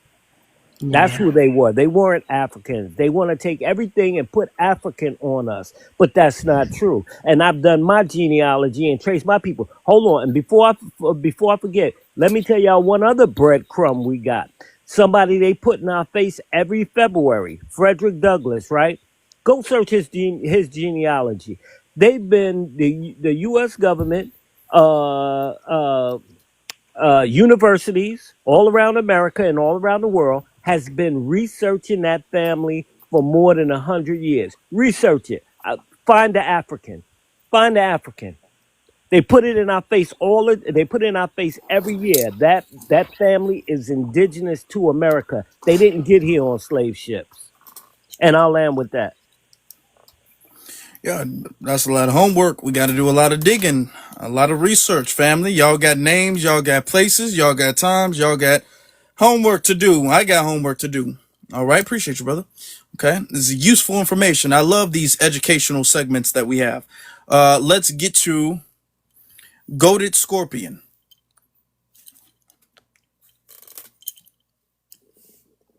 You can unmute yourself. Go to Scorpion. You got it. Oh, I'm sorry. Hey, shout out to everybody on the panel. My bad. Um, Hey. hello. Hey everybody. I normally I'm somebody that's in all these lives. I be in the comments because I'm on the grind 24/7 during the day. So shout out to all of y'all. I listen to a lot of y'all lives. BX, I listen to you a lot. Halo, Thank you. Afro. I listen to a lot of y'all, and I be in the comments and and I get a lot of information. But to get on this whole name thing, I'm gonna just put it like this. I feel like sometimes we become so educated and so smart to the point where we don't give our people as a whole grace in a way. And when I hear this name conversation a lot, it almost comes off kind of like how the Africans be doing with that tribalistic shit. Excuse my language, my bad. But it almost gives that kind of energy because we can't forget there's still a lot of our people that call themselves African American because they don't understand. A lot of people don't know their history. A lot of people don't know their genealogy and haven't went that far yet. So into who their people are, but they know that they're from this land. You know what I'm saying? So I feel like sometimes we have to just take a step back and look at the bottom line is this. People can call themselves whatever they want to call themselves. But when it comes to lineage, when it comes to paperwork, when it comes to family ties, you ain't got that. You can't generate first generation, second generation, third generation crowbar y'all way into our lineage. And that's just what that is. So I feel like I'm with I don't know who said it. I think it was Cash when he made the comment about it's one of the people that are very much up on game when it comes to the names and this and that and the third. I feel like two things, at least me personally, I don't know if this could work. I don't know if it can't work, but I feel like two things could be done at the same time. The people on this end of the spectrum that still is recognizing black, even the ones that are still recognized African American or FBA, Black American, work on educating our people more, and the ones who I feel like we should gatekeep all of our names. Period. I do think that for sure. And the ones who are very much like, oh, when it comes to law and when it comes to these terminologies, when it comes to constitution and just law in general, work on that part for us, but don't leave us out because we don't know certain things. You know what I'm saying? Like we got to go to the basics. There are still a lot of our people that are not up on game. A lot of people are just now coming into this information.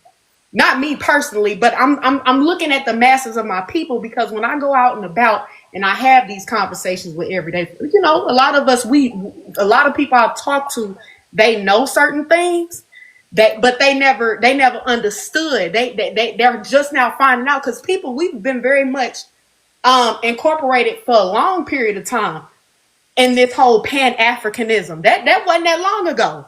Keep in mind, we just got off that. You know what I'm saying? We just got off that. I ain't gonna say just happened, but it's one of those things where I think sometimes we just become so educated to the point where we forget what our people have gone through, in a sense.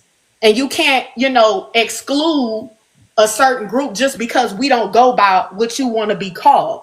We need to gatekeep all of these names. But at the end of the day, bottom line is our lineage, can't nobody crowbar their way into our lineage, period. On paper, it's not what it is. But that's all I wanted to say.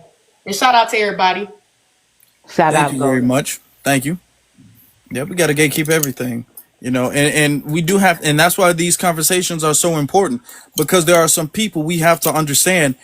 Every single time we have these conversations, there's always somebody in the chat room like, oh, wow, I didn't know that. Because there's always somebody new entering the conversation. There's always somebody new who's trying to learn, who don't know what we know. We've been having these conversations for years. However, this might be somebody's very first conversation, and we can't sit up here and act like we can't be hostile to them because they don't know what we all know right here. We have to have some grace with people. Okay, the same way we wanted people to have grace with us when we were learning. All right. Let's now we're gonna get to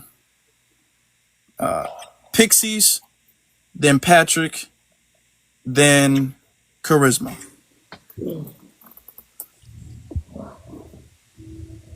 Hello, is it on me? Yeah, it's on you. You got it. Okay, well, I love y'all. I'm indigenous. I'm not FBA. I'm indigenous. I love y'all. I love what y'all doing. I've been rocking with y'all because I know y'all been connecting with us for the longest.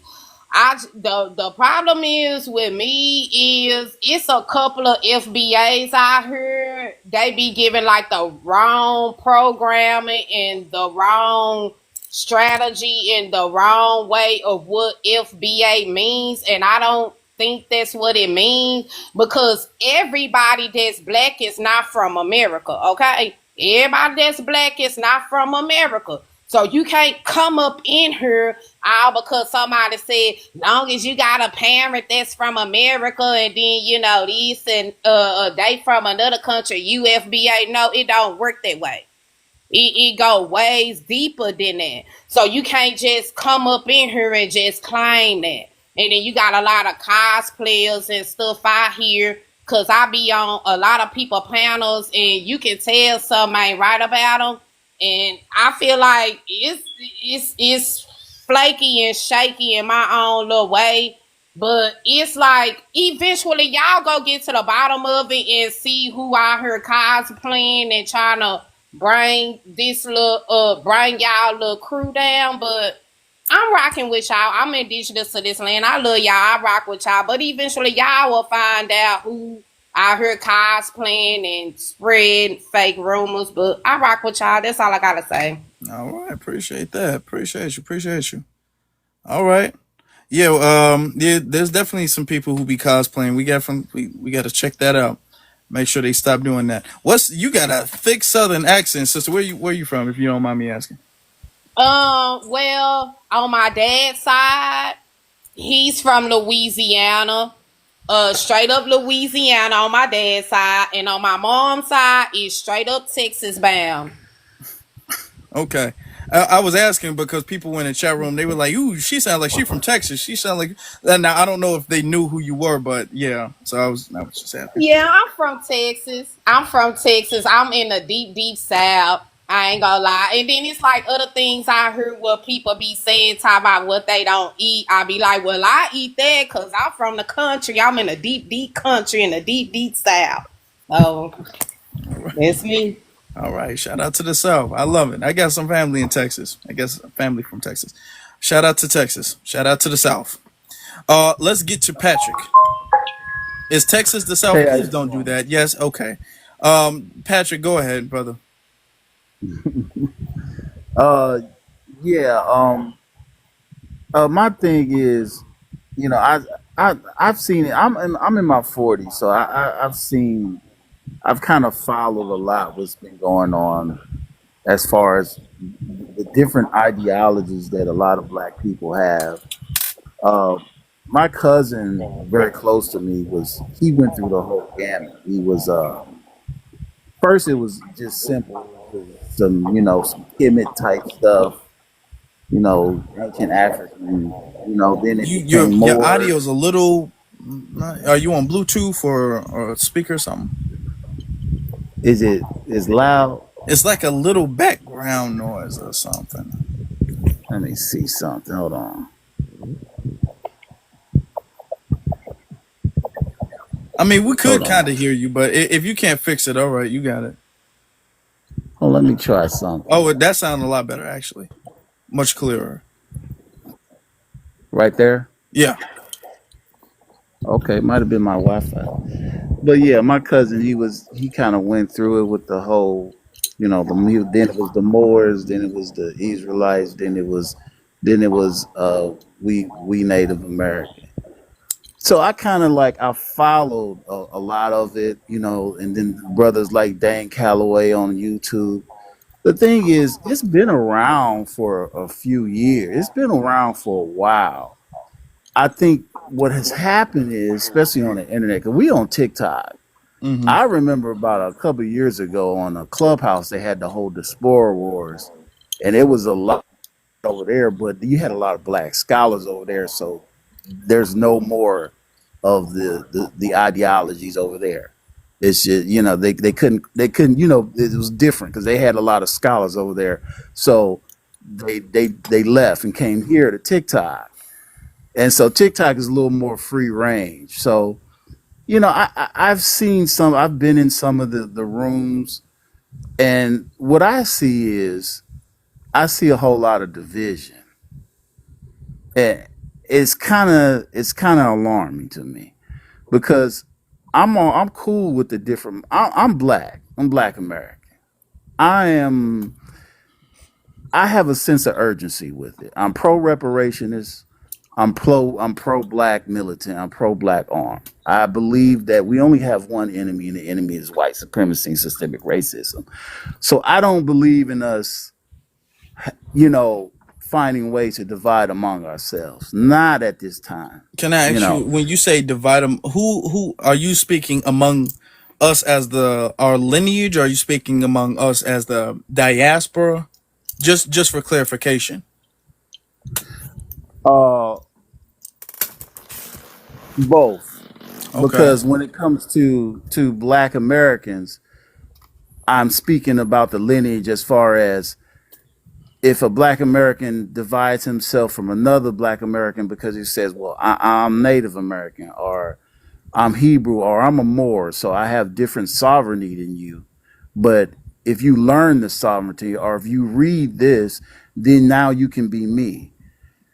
That becomes problematic because I rather us just be able to accept the differences and then unite, but it doesn't look like that's something that someone could do if you withhold a ideology that becomes part of your identity.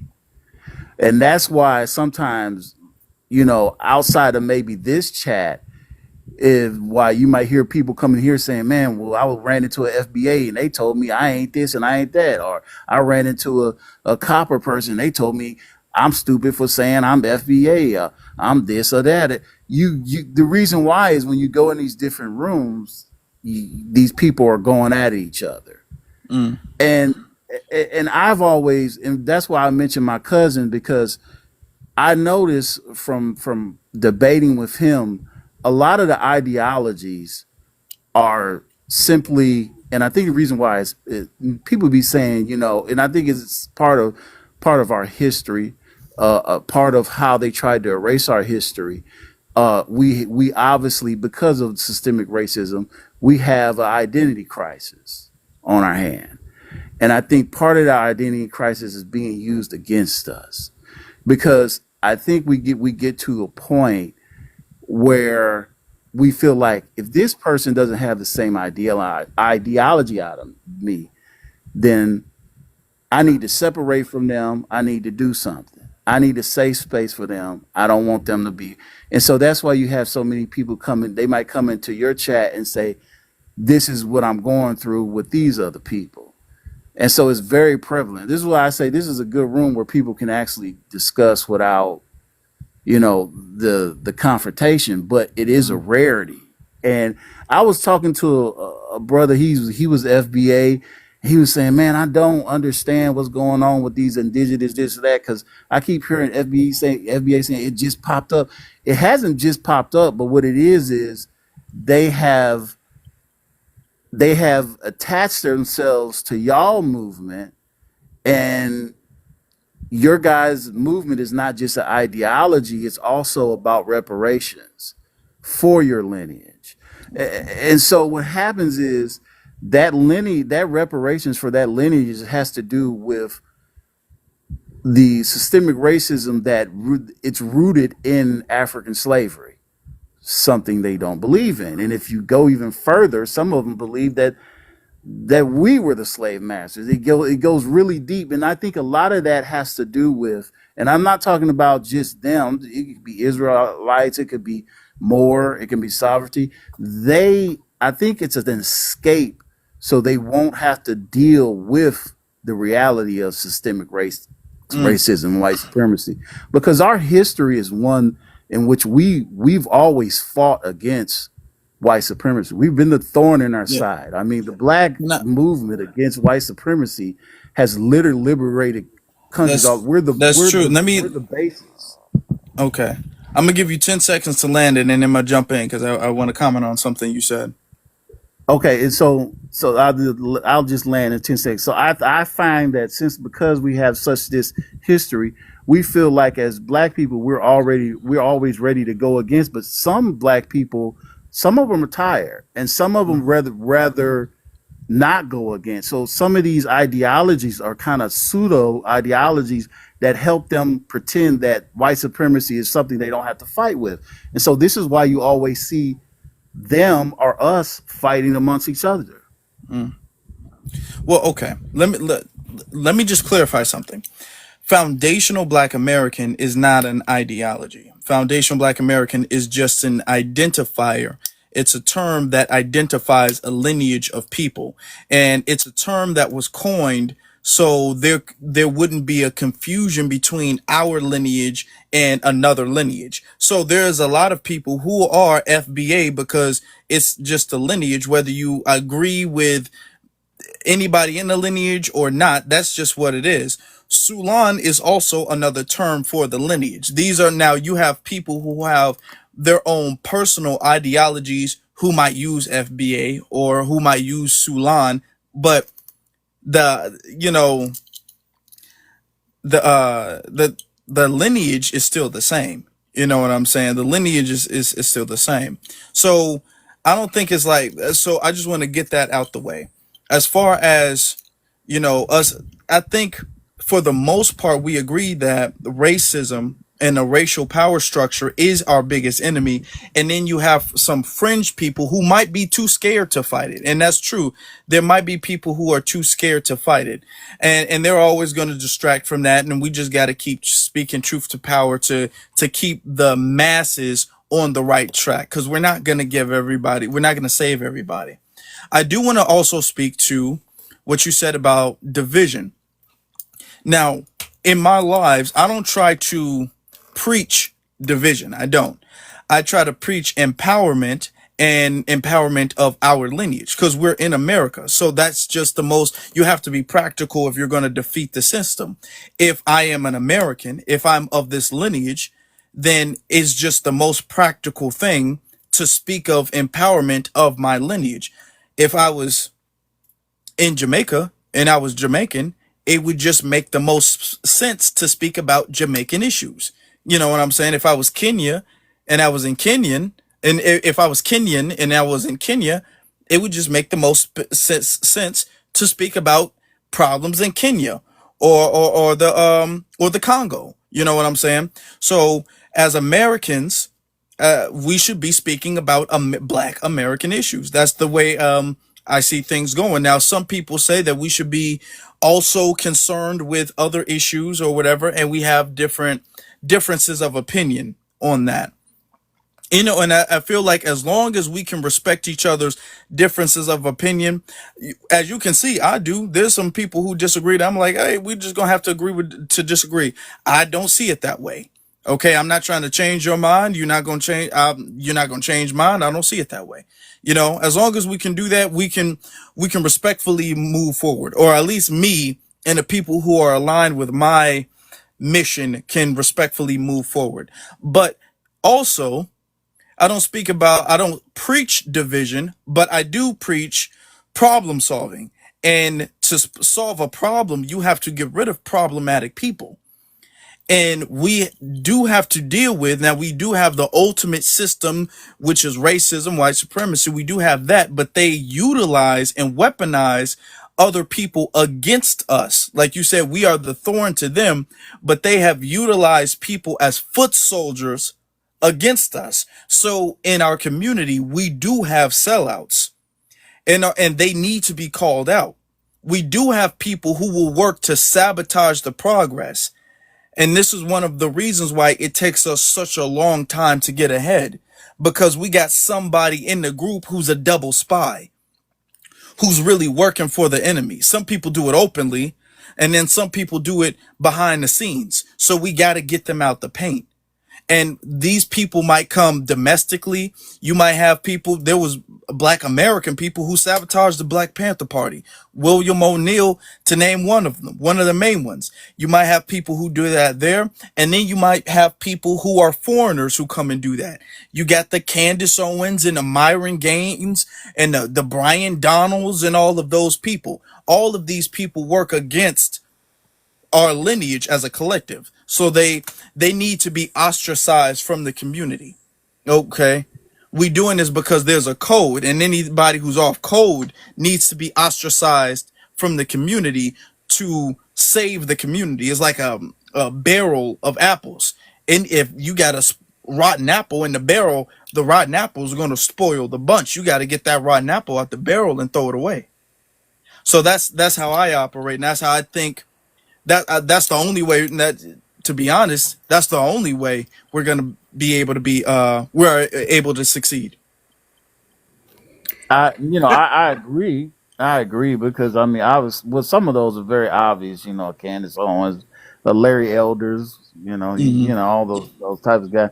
They're very. I mean, they out in the open, and they are very important. One of the things they're important for is they're actually even more important to white society because they're kind of like how they when it comes to systemic racism, the most important tool is actually regular YT society because they're the main pushers, but because of the things that we've been able to do in this country, in this world, we've kind of made that racism taboo.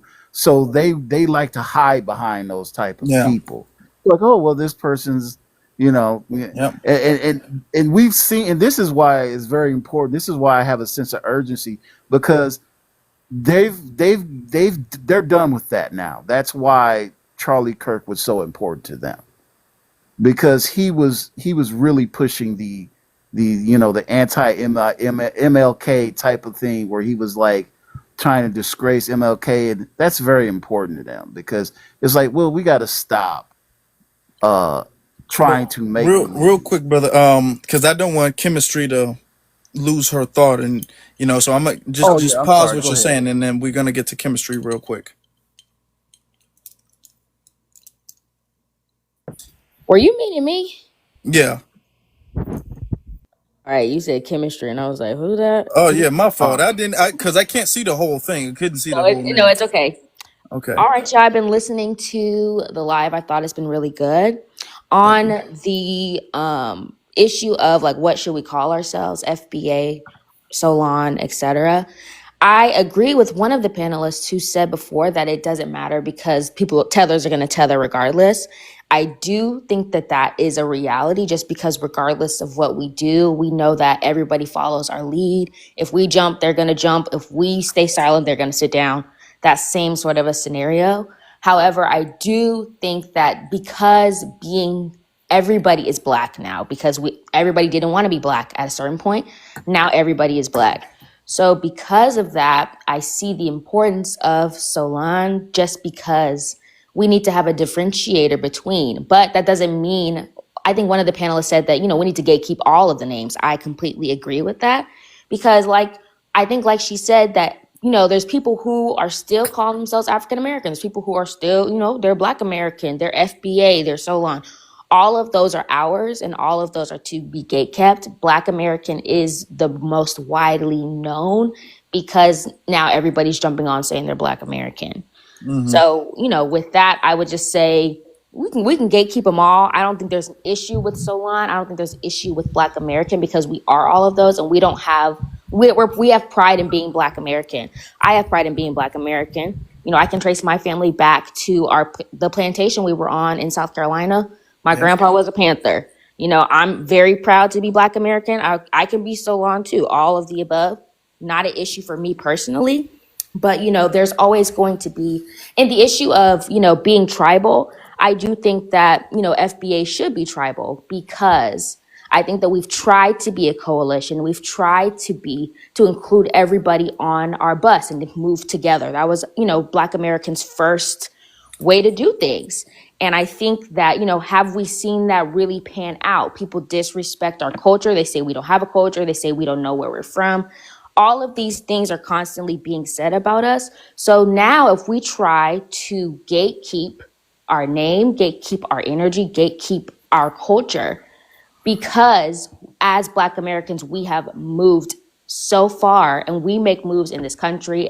All eyes are on us constantly. If we're not doing civil rights for everybody, now everybody's shaken and stirred in their boots because they know, and that's why people are confused right now. They don't know what to do. They don't know how to march. They don't know how to do anything because Black Americans decided we're going to sit down. Because of that, I think, the disrespect is why we are delineating. The disrespect is why, we're being tribal. The disrespect is why we're okay. Now, we're not disrespecting you. We're just going to focus on us. And I think we see every other, diaspora group of Black people, they focus on themselves. They have, their own stuff. And it's always an issue for Black Americans to then do the same thing because everyone wants to partake because our culture is so influential. They see it as American and not as Black American, So I think that us differentiating our culture, differentiating our lineage, who we are, is important because there are people who come here and now you're African American because you are African and now your nationality is American. We get it, we got it, and it's not disrespect to you for coming here, but you come here and you disrespect us. You say we're lazy, you say all of these things towards us. So now, okay, we're not hating you. We're just not going to focus on you and we're not trying to take you with us. So now it's an issue because again, we are the ones who we've done a lot of stuff and immigrants can even come here because of the work of the Civil Rights Act, So just because we're getting tribal and we're focusing on us does not mean that we're disrespecting immigrants. We're disrespecting y'all. We are just focusing on us. And in regards to reparations, I think that it can happen. But, I'm from Tulsa. And I think that Black people, we can build our own as, we have in Tulsa in the past. We've done in Rosewood. It's harder to do, but I think, we just have to focus on our communities. Me and my husband are working on a foundation here in Tulsa. We just have to come together and really decide on what we're going to do in different states, in different cities. And I think we don't have to wait on the government to give us what's rightfully due ours. I think, it can come. I don't think it's a pointless cause. I just don't think that should be the only focus, which I don't think anybody here was saying, but that's my piece. All right. I also want to speak on the fact that the delineation, people make it seem like delineation is a reactionary thing. delineation is a thing that needed to happen regardless. Delineation is a thing that needed to happen because this is how we move forward as a people, as a lineage. This is how we get further along. So how we push things forward.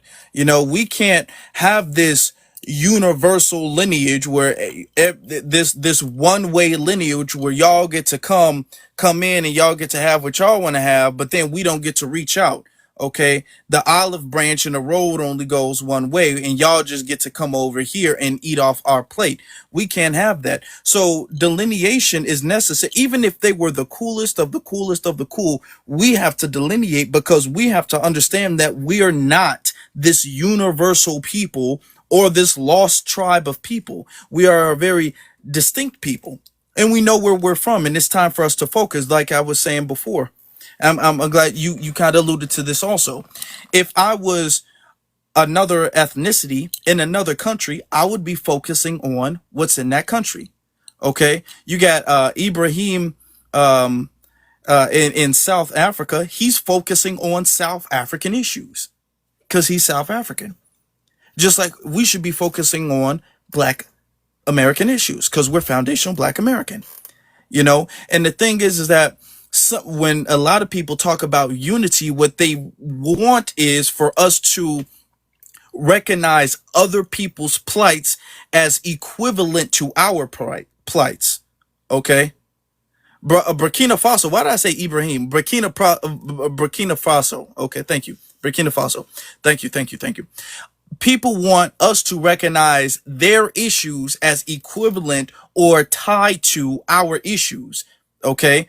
If people want unity, fine. Why do you guys not come here and get on our page? That's my question. If y'all want unity, why don't y'all come here and say, hey, man, tell me what I can do to help you guys? Why does nobody want to help us? Why does unity really mean, hey, I got this problem and I need y'all to come here and give me a lifeline. I need y'all to come here and have my back. I need y'all to protest for me. I don't want to be deported, or I want more immigration rights, or I need this, and this, or I want y'all to help send resources to this land and this nation and all of these other places. That's what unity means when a lot of these people come in here and say that. If y'all want to come to this country by default, what y'all talk about coming to this country and unifying, that means y'all need to fall in line with what we got going on. Don't try to put your issues at the forefront and say that this is an equivalent or our issues are connected to your issues. Don't do that. And this is why when people hear the word unity, a lot of people, it becomes like they see a instant big red flag because they already know, hey, unity, we need to unify together. And ICE is coming to get me. So can you guys hide me in your closet? That's kind of how unity turns into the conversation of unity turns into helping them out.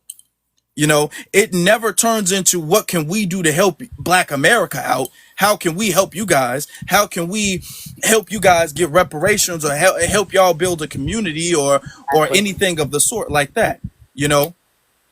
So this Yeah. is why a lot of people, when they hear unity, they shut it down. My thing is, y'all need to fall in line. And if y'all, because I'm on my path regardless if y'all coming or not. I'm gonna keep marching regardless. Okay, you say you want to march, you follow this road. If you don't want to follow that road, then you don't want to march with me. I What completely agree when with that. And I also think that people are so used to using Black bodies, Black American bodies, to do work for them. And that's why people expect us to do all of this work. So now we're saying, no, we're working on our communities. And it's all hell has broke loose from us saying, we're going to focus on us, as if we're disrespecting everybody. We're disrespecting Mexicans by not going out to protest. We're disrespecting immigrants by not going out and fighting ICE. We're focusing on our communities. It's not a sin. It's not a crime for us to be focused on us. And you can't expect us, you come to our country, and I'm not on no, MAGA anything, but you come to our country and we're fighting for you instead of you coming in, like you said, and, falling in line. Not on anything, but just, it's expecting us to do the work for you. And that's every I feel like most other cultures in America, why all these other ones are leeching off of the black community. You see it with Asians in the beauty supply store. You see it with a bunch of different things. We could list on and on and on that leech off of the black community. So when we say we've had enough, everybody is triggered because everybody uses us for personal gain. It shouldn't be an issue that we're trying to focus on us. It shouldn't be an issue, but we obviously know why, because we do so much. And whenever we do something, we get our rights, everybody gets rights. And that's just what happens. And it's whatever. I'm not upset about it. But because, when we get something, everybody gets something. Now they want that precedent for us to fight for everybody. We're going to fight for us. And when we fight for us, because of how this system is in America, y'all get a little piece too, just because that's how it works here. But, we're going to focus on our communities. We're trying to build ourselves up. We're trying to be self-sufficient as Black Americans in this country. We're trying to circulate the Black dollar. We're trying to get our schools right. We're not really thinking about y'all, especially after November 4th. We're done with it. And it shouldn't be seen as, we're being divisive. And that's for me, angers me. Now we're divisive because we're trying to focus on us. Since when has focusing on your own people been an issue? All right. Hold on, For me, Patrick. There's a when couple. I'm gonna let you go ahead because I'm gonna let everybody get their last words out. But there's a couple of other people who haven't spoken yet, and then we can get people's last words out and then wrap things up. All right. So we're gonna get to Hood Jedi, and then we're gonna get to George.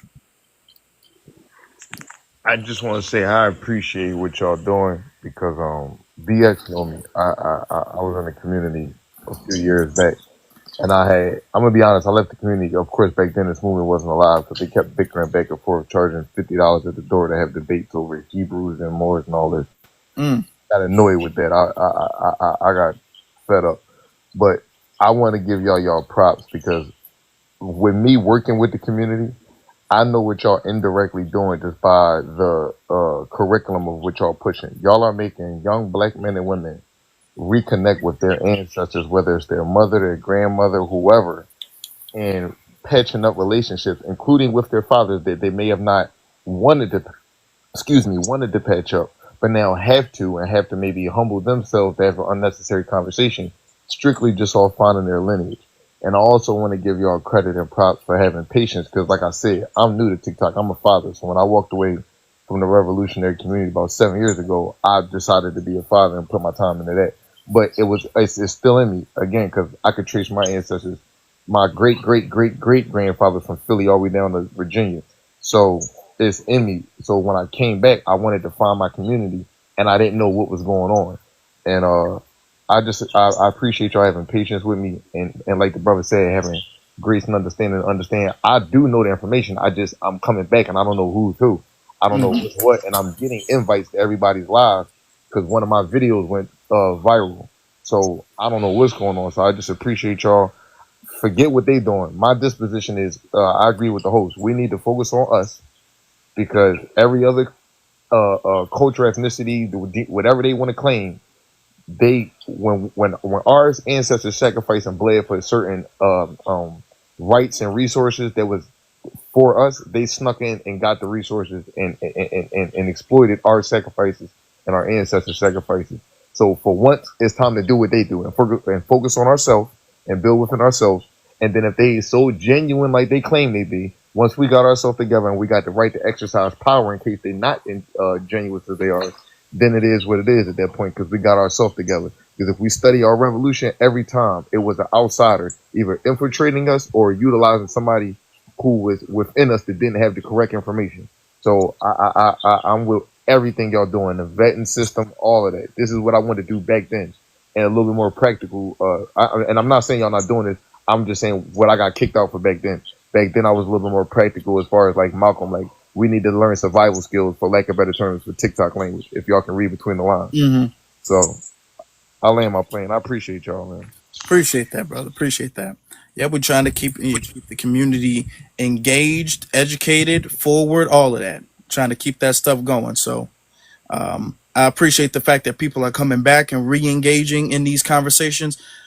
I hope also, to be honest, that these conversations really give people hope. That's one of the things that I hope, not just education. I hope it gives people empowerment and hope that they will see that there are people who are coming together, whether they agree to disagree or whether they in a full lockstep alignment with each other, and things are getting done. So I hope that that's working out that way. And based off of what you're saying, I think it is. You know what I hope for Afro Lee and Hood Jedi? That the next time the tellers see that the prompt is just about us, And I was next they don't person to talk. they don't jump on this panel and change the direction. We spent the whole time arguing over if we should call ourselves black or not black when the prompt said Black American Pride and FBA and so on. This was a chance for us to connect with the youth who call, or the younger generation that goes by Solon, and the elders that understand what Solon is, and we're here. Yeah. Yeah. George, where Afro you Elite, from?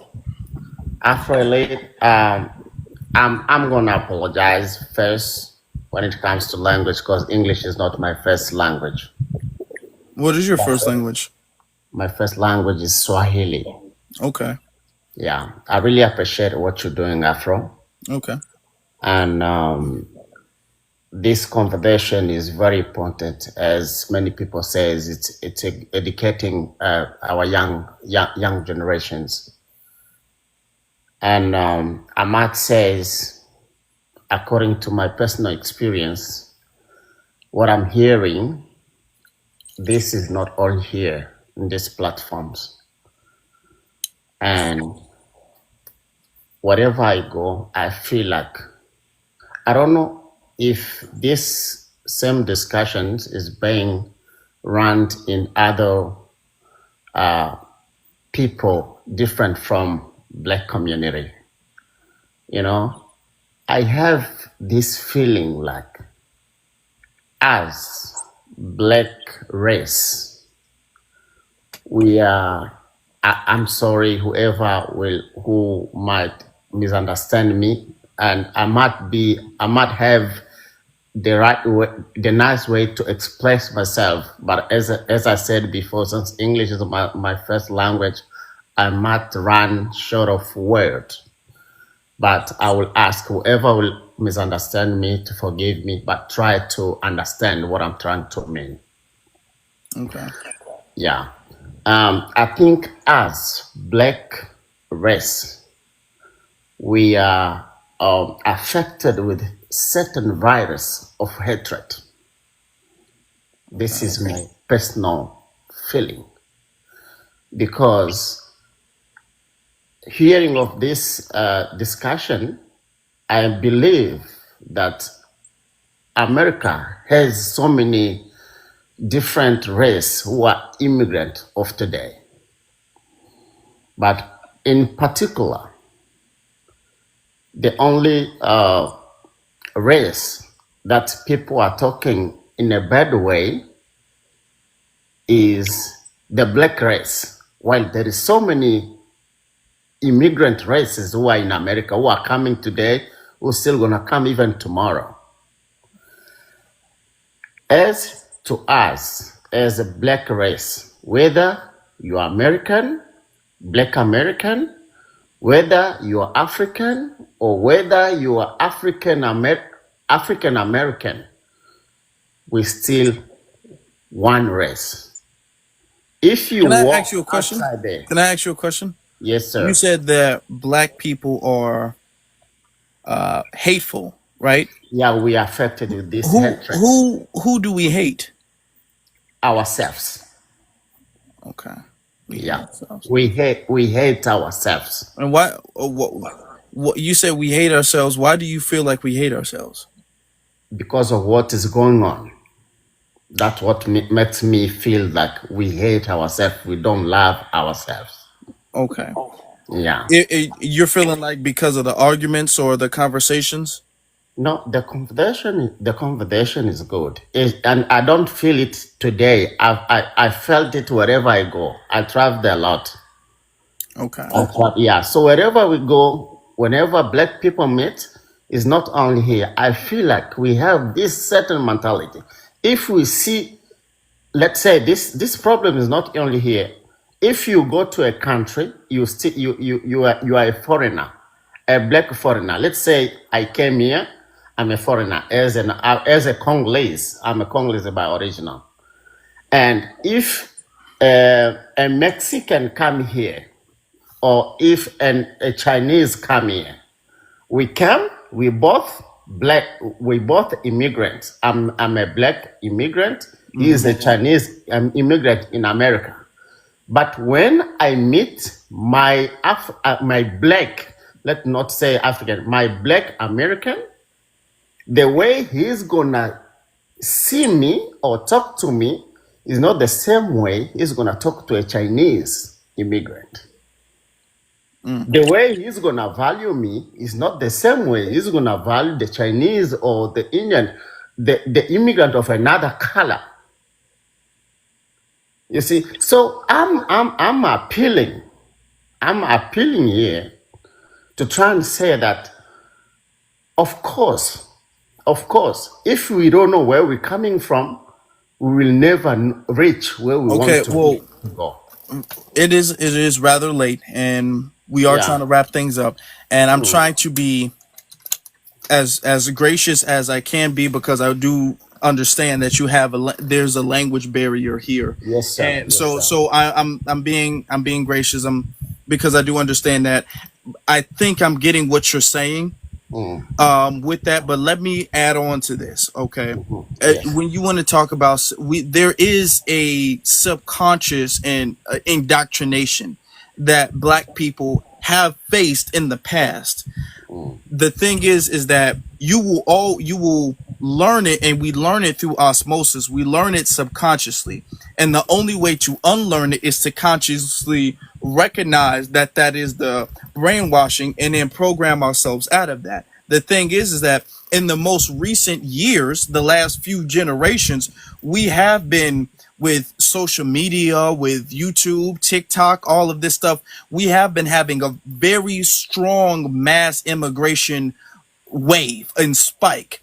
Not immigration, I'm sorry, education wave and spike. We've been having an education wave and spike. So we've been um, decoding all of those programs. Okay, we've been sanitizing all of that self-hatred.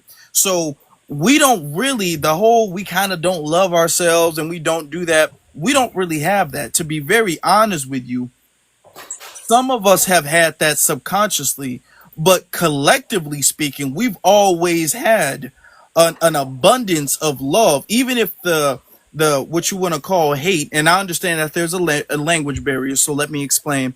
What you want to call hate, it's a little bit of indoctrination of self-hatred, not hatred for other black people, but we've been indoctrinated with self-hatred that we had to unlearn. But in the last couple, I would rather, I'd say the last decade or two, we've been unlearning and breaking a lot of these generational curses and stuff. Whether that's the pride in our hair, pride in our skin tone, pride in our facial features, pride in our culture, music, all of that stuff. So we've been breaking out of those curses. As far as the black race is concerned, it can be it can be inaccurate to lump us all together as a black race when you have people from multiple different continents and who have multiple different lineages and ethnicities and different histories. So you can't really diagnose the entire race with what a very specific sickness if there's so many different histories and so many different really cultures in the black race. you know in America. Let me speak on America. America has had a lot of virus implanted in us, but we've also had a lot of pro-blackness in that's been fighting that. We've had the disease and the cure that's been fighting each other for a while now. But the cure has always seemed like it's always won. We've always been more pro-black than our self-hatred has held us back. And now we're removing pretty much any self-hatred, any self-doubt, any anti-blackness that we've had, and we're trying to teach our children not to have any of the generational curses or the self-doubt that we used to have. So now our children growing up, I think this is called Gen Alpha is now more empowered than the millennial generation grew up in, and the millennial generation grew up more empowered than the what was it, Gen X, and then that more empowered than the next generation and the next and the next. So we are heading in the right direction as far as that's concerned. Okay, I really appreciate the way that the fact that you understand my point. But Uh-huh. to be short and to carry it short is that for the conclusion, I would appreciate that wherever we come on the panel, let us try to preach love. Mm-hmm. Love one another, because I believe among the immigrations that are here in America, Black African, there are very few percentages Mm-hmm. compared to other races. Mm-hmm.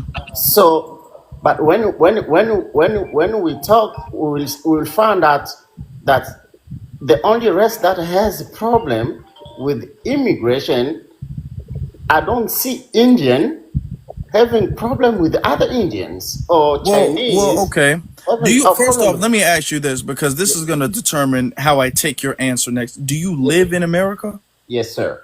I'm Okay. in Texas. I don't know why I thought, because you said that's not your first language. I don't know why.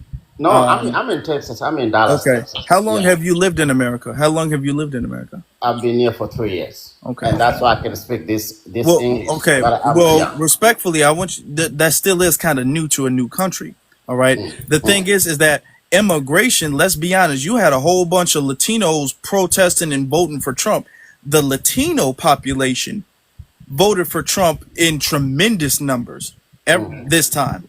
And they are very anti, even though they're Latinos and going to be the community that's targeted. They're not even for that immigration stuff. Really, Black Americans, we kind of just sat back for it. So as far as the narrative goes that we're the only group of people who have any issue with people of our race, that's far from the truth. That's That's far far from from the the truth. truth, brother.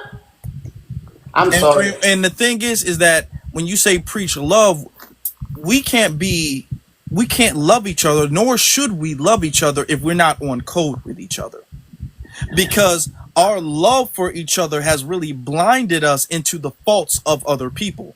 Like, for instance, we have that sometimes with our family. You might love your cousin, you might love your brother, your sister so much that you allow them to get away with stuff they shouldn't be getting away with, or you turn a blind eye to things that you shouldn't be turning a blind eye to. So love can be a very dangerous thing, to blindly love a group of people. No, these people need to be on code with you. Our love should be about the code, and it should be about people who are in alignment with the code. And if you are not in lockstep in alignment with the code, then that's a problem. Brother, if I'm talking about preaching love, I'm not talking only to to Black American preaching love. I also refer to African who are immigrant preaching also love, the same thing. It has to be two ways. And if Well, we're not preaching love, we are preaching hatred, because there are only light and darkness. There is love okay, and hatred. okay. Well, They for the go sake of the opposite argument, so ways. we don't have to keep this going on too long, because there's still a couple more people who want to speak. Okay, Uh, I to appreciate you though. I appreciate you and giving me time though. but and thank you. Yeah. But I will say, as far as preaching love is concerned, like I said, you shouldn't be, not you can't be, because you can be, and that's been our problem. You shouldn't just be in love just because we all have the same skin pigment. We shouldn't be, and that's been our problem. We've been in love with anybody who has dark skin. We've been in love with anybody who has any bit of melanin in their skin, and that's been one of the things that's held us back. We need to be in love with being on code. That's what we need to be in love with. Okay, that's where our love needs to start and stop. Okay, and if they want us to have love for them, they need to be on code. And the thing is that you need to be going to their spaces, and talk to them about how they need to be in alignment with us in America because they're in America. That's the thing. And I let this conversation play out because I like it's being respectful, but I want it also to be educational because all of the unity conversation and love conversations, notice that that comes towards us. I don't hear that when I go to rooms that's operated and ran by immigrants. When rooms that are operated and ran by immigrants, I don't hear let's all get along, we all need to preach love, let's just forget it, we're all black. I don't hear that then. Okay? And they be saying something, and I'm not trying to throw stones at you. I'm just talking about the concept of unity in general. When the concept of unity in general comes up, it's always comes up as a preaching towards Black Americans. And what I'm saying is you're preaching to the choir because we have had this unity and love, this blind love for everybody. All right. And we've realized that that's been a mistake for us. So what we need to work on is just being in alignment with the code of Black empowerment. That's what we need to be aligned with. And we are getting in alignment with that, but other people are not. And at this point in time, we can't wait for other people to be on code. We got to keep, like I said, we got to keep moving forward regardless. The immigrant community, not all, but the immigrant community in a large part doesn't want to do that because that's not what's in their best interest. And what's in their best interest is not us getting to be honest, it is. They can't see it because they wouldn't get reparations. So they don't see the long game, which is, I'm going to be very honest, this is a problem with the diaspora. Can I just tell the truth for a second? The problem with the diaspora is because the diaspora does not see the long game collectively. Collectively speaking, foundational Black Americans have always seen the long game. We've always seen if we march for this, our children will get here and then their children will get there. We've always practiced the long game of it. And they've been practicing kind of like this survival mentality, this short, we got to make this move so we can eat today type of mentality. They don't see the long game. If they could see the benefits of the long game, they would understand reparations for us is the most logical step for even CARICOM. CARICOM should be helping us out because reparations for FBA is going to set the precedent for CARICOM to go to the UK and say, run me my check. But they're so short-sighted and they don't see the long game. They're thinking like, hey, I can't help them because it's not helping me. And the problem is we're playing and we see the long game and they don't see the long game. And they've been sabotaging our game. Okay? So let's be honest. We got to move. When a team is not making, when a team, football, basketball, when they're not scoring, you got to get the problematic players out the field. The problematic players got to get out the field. And this is what we're doing. If we want the team to win, if we want the team to score, get that touchdown, the problematic players, the players that don't want to run their routes, the players that don't want to follow instructions, they got to get off the field. And this is what we're doing right now. All of the problematic players that don't want to follow the rules, that's been causing us to get flags on the play, that's been causing an issue, we got to get y'all off the field. Otherwise, we're going to lose. And we don't want to lose. Exactly. Afro, can I tell you something? 1 minute, Patrick. So I was watching a live, Double Black Talk Worldview. They went to a Pan-African meeting in New York. They sent out this flyer and said it was about to discuss the diaspora issues. And so they invited FBA at the last minute. Do you know, as I watched this live, Afro, that by ethnic was trying to figure out if her parents migrated here in 1880, would she get reparations from that side? Would she be eligible for reparations from the Caribbean and from the United States government? But here's the kicker. Listen to this, how greedy and selfish these people are. They started saying they deserve reparations because some bricks came from an international country and traveled here and was used in some type of masonry. They going down to the bricks to try to Afro, I'm gonna send you the video. I swear I gotta send you the video. They went down to the bricks saying how the bricks from one country was used in another country, and that means they entitled to reparate. My God. Yeah. And this is That's why what I'm I was. saying these That's problematic players got to get off the field. Otherwise, we gonna lose. And if us losing at this point would be a disrespect to our ancestors, it would be a disrespect and a failure to our descendants, our children, for us to just lose. We know what we need to do and we got to do it.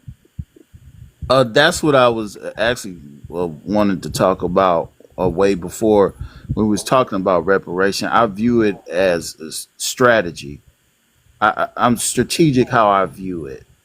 Um, and so that's why, like, I understand FBA is lineage, but reparations is important, and it Mm-hmm. is an American issue. It's really only can be solved in America here.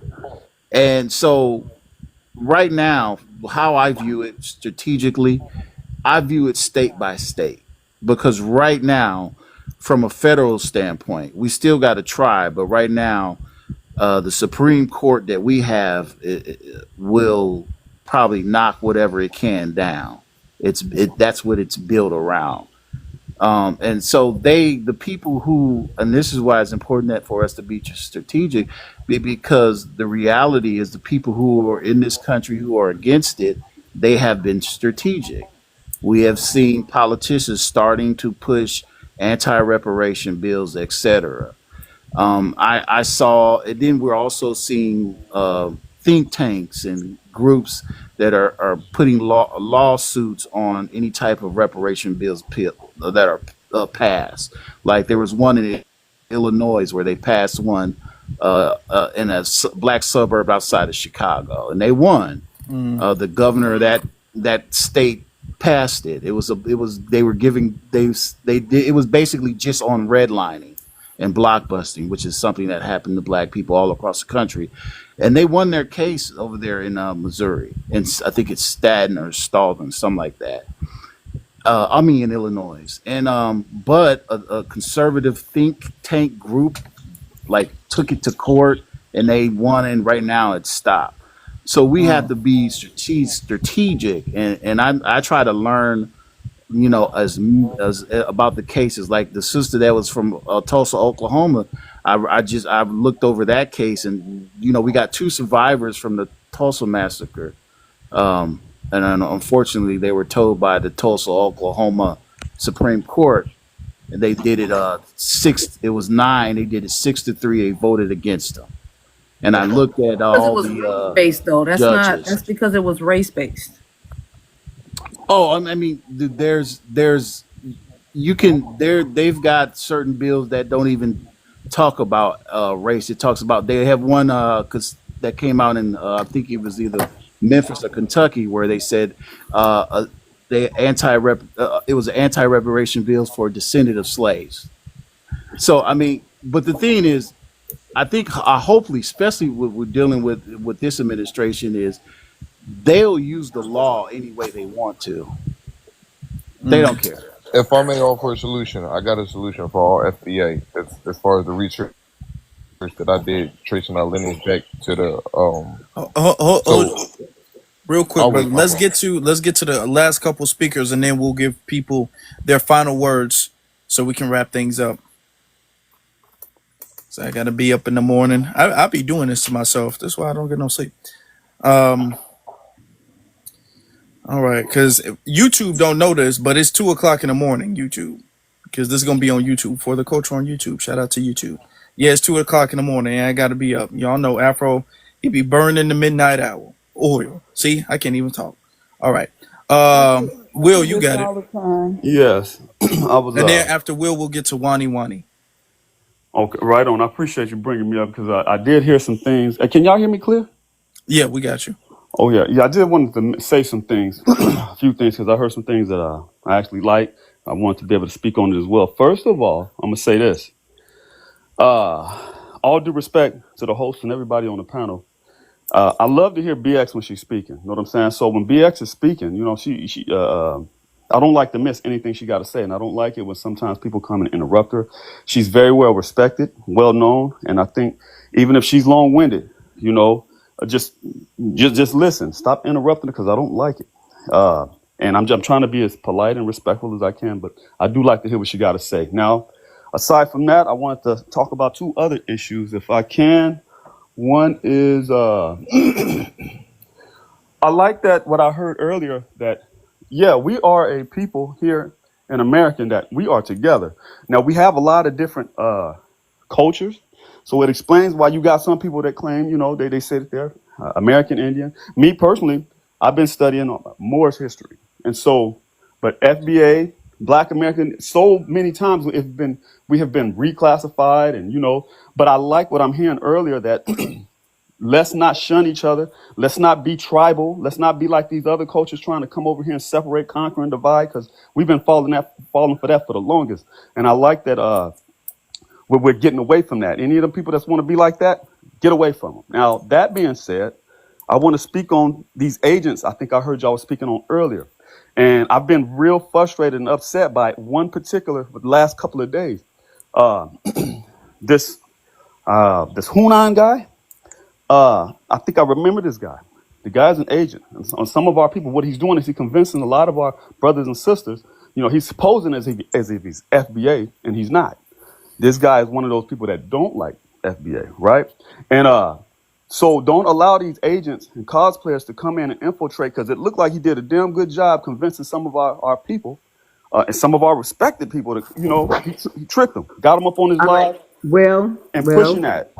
Okay. So I let you say what you had to say, but I don't want that topic of conversation because Afro Elite has nothing to do. Never met Hunan. Hunan has never been here, and I don't want Hunan to think Afro Elite has allowed somebody to disparage him on this panel. Yeah, I don't know. I don't know Okay, no. The only who's. reason I bring them up is because I noticed a lot of some of our, this dude is fooling some of our people, our brothers and sisters, and so I'm just trying to put it out there. If you see, just be mindful, be careful, because I was Yeah. upset by that, and I really got outraged by it. But you know, I need to stay in my place. I'm not, you know, I'm not the one to come out there and try to tell nobody what to do. I just want to put the word out there, man.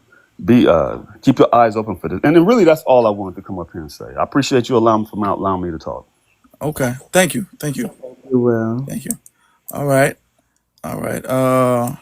Wani, you got it, sister. Just Wani. Okay.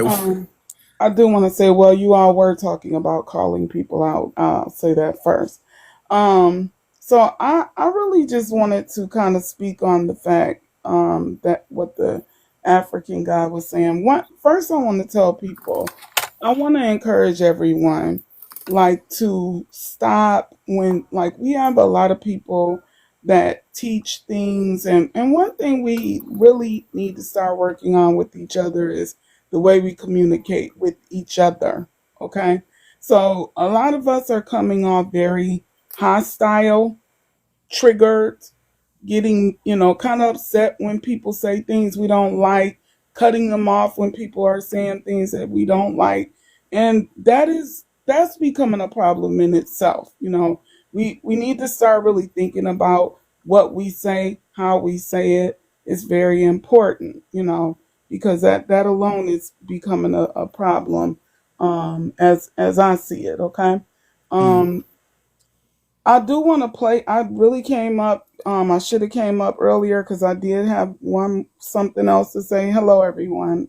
Hi. But I was watching an African platform, and the guy is a really prominent, respected guy with them. Because I was listening to what the African guy was just saying, I thought I should play this for you all. Okay. If you let me start it up for you. It's going to start immediately because I was like, oh, let me tape this. Okay. So let me just start it for y'all. Just listen immediately. Oh, shoot. Your race is black. You as an African, sorry, you let don't me say your start it race is over. your race is black. You as an African, you don't say your race is black. You know where you come from. You know who you are. You see, this is the problem that I'm talking about. Now you are saying your race is black. We Africans don't identify ourselves with color. But the moment a lot of you travel, you pick up the behaviors of wherever you are. Our race is not a color. That is your understanding. I respect that. If sir, I respect sir, sir, you are coming here with Western mindset, and I need to call it out. It's not. It's not. That is how I understand it. That is not what it is. Your race is not black. Black as a race, black is a race in America. It is accepted, but in our continent, we don't use color to refer to our race. A lot of you do that because you live in America. I've lived in America. I've lived in a lot of places too, so I know what I'm talking about. It's not that it's what I think. What is your race? You have lost your identity now. That's what you want to tell me. Well, if you want to say it that way, it is or not see it that me, way, sir. Okay, where in Ghana do you come from? I'm from Accra. Are you a Ghana? Yeah. And your race is black? Yeah. Where do you get this from? Is it in Africa or in America? I mean, that is, you see, I'm not disputing the fact you're trying to put about I'm this asking you a simple question. So I'll stop it there. Now, this is not, to us. I do tend to call myself black as well, even though I know, that I am indigenous. I don't, I feel like that is like, I won't say the least it is. To me, it's becoming a problem to me, But the reason I'm playing that is just because we are really allowing these people to assimilate themselves with us. They do not call themselves this over in Africa. They get over here, they call themselves this, okay? And it is to tether to us, okay? And so many of our people, we're so kind and they look like us. They don't get along over there. I really think that we should more start pushing, the fact that they really don't feel like they are us, okay? Yes, they will. I would use black too if it'll get me scholarships and benefits and things like that. But they don't relate to us. They don't even barely relate to each other from country to country, tribe to tribe. We really need to start teaching each other about where their standpoint really when it comes to us, instead of us trying to do this whole brotherhood thing that has never been beneficial to us. It is not working, okay?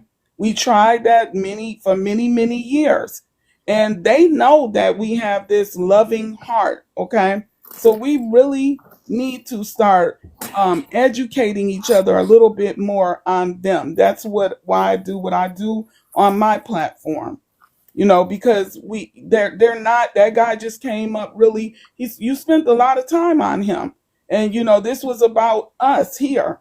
And then you end up spending a lot of time not blaming you because you're just trying to be the kind guy you are and trying to educate him. But it ends up going into a thing about them and trying to slap us on the wrist for our behaviors.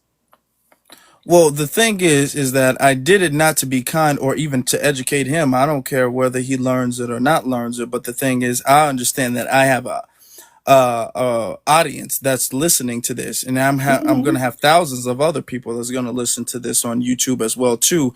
And I want people to understand how to operate when people come in with a very sneaky and can't we all just get along attitude, because as you were saying earlier, you can't fight everything they do with being super fiery and super like aggressive, because that will make your whole thing look hostile. Sometimes you got to be very intellectual with them. So that's why I was like, okay, I could have put them on blast or whatever, but you got to know when to do it and then when to be educational. And then when you are educational with certain people, then it really does shut them down, because he can't say, well, I just went in there looking for unity and then they called me a tether and kicked me out the room and said I was ugly or whatever the case is.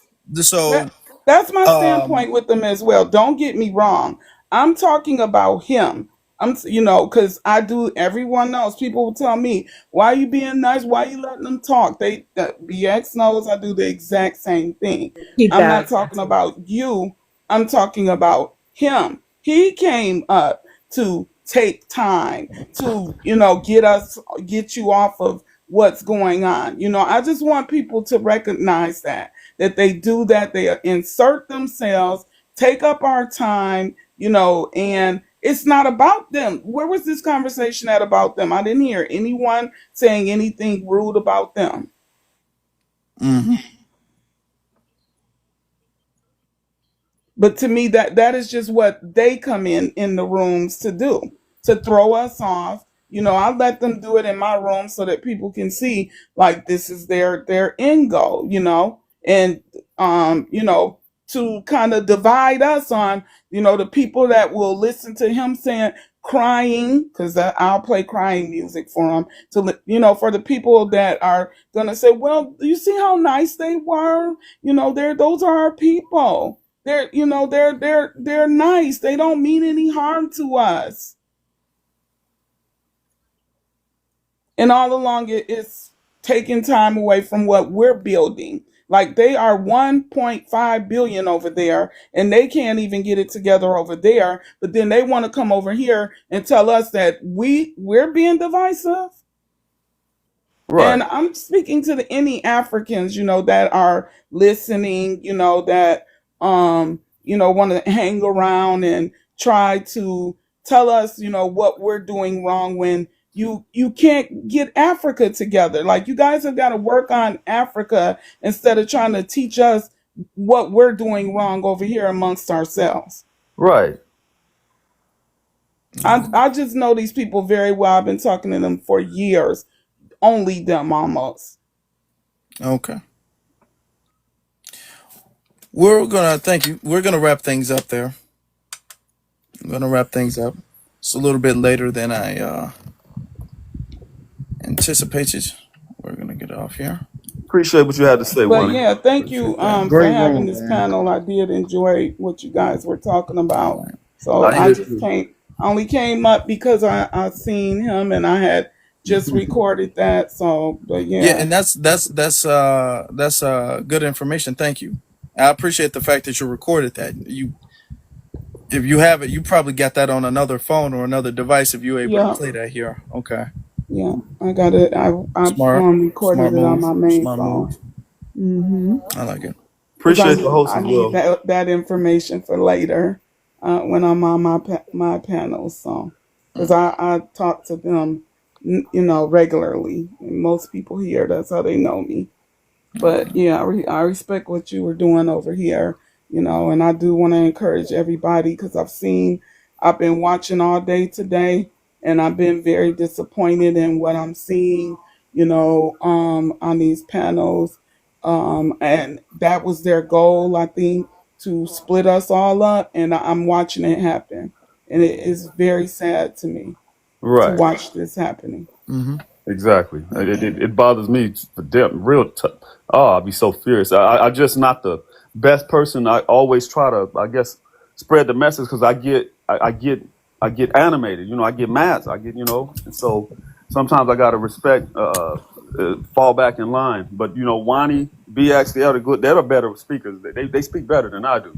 Uh, and the host, man, I really appreciate how you speak, man. You speak very well, and Thank you. able to articulate yourself in a way that is very understood, and can't nobody like come back and try to counter it. If they're trying to counter it, they just lying. You know what I'm saying? Uh, and cosplaying and tethering, I, I I recognize it. I just get mad and I approach it and I do it in a way where some people might get mad at me, but I appreciate you. Appreciate Thank you. Is you. BX Thank you. still with us?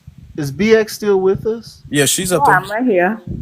Oh, I just wanted to ask you a question because you had said something. I want to look it up so I can learn about it. You were talking about a case in South Carolina where they were able to get reparations because I've been trying to follow the state Oh, cases. North Carolina. It's going to be, I think it's Buncombe, Asheville, North Carolina. Okay, thank you.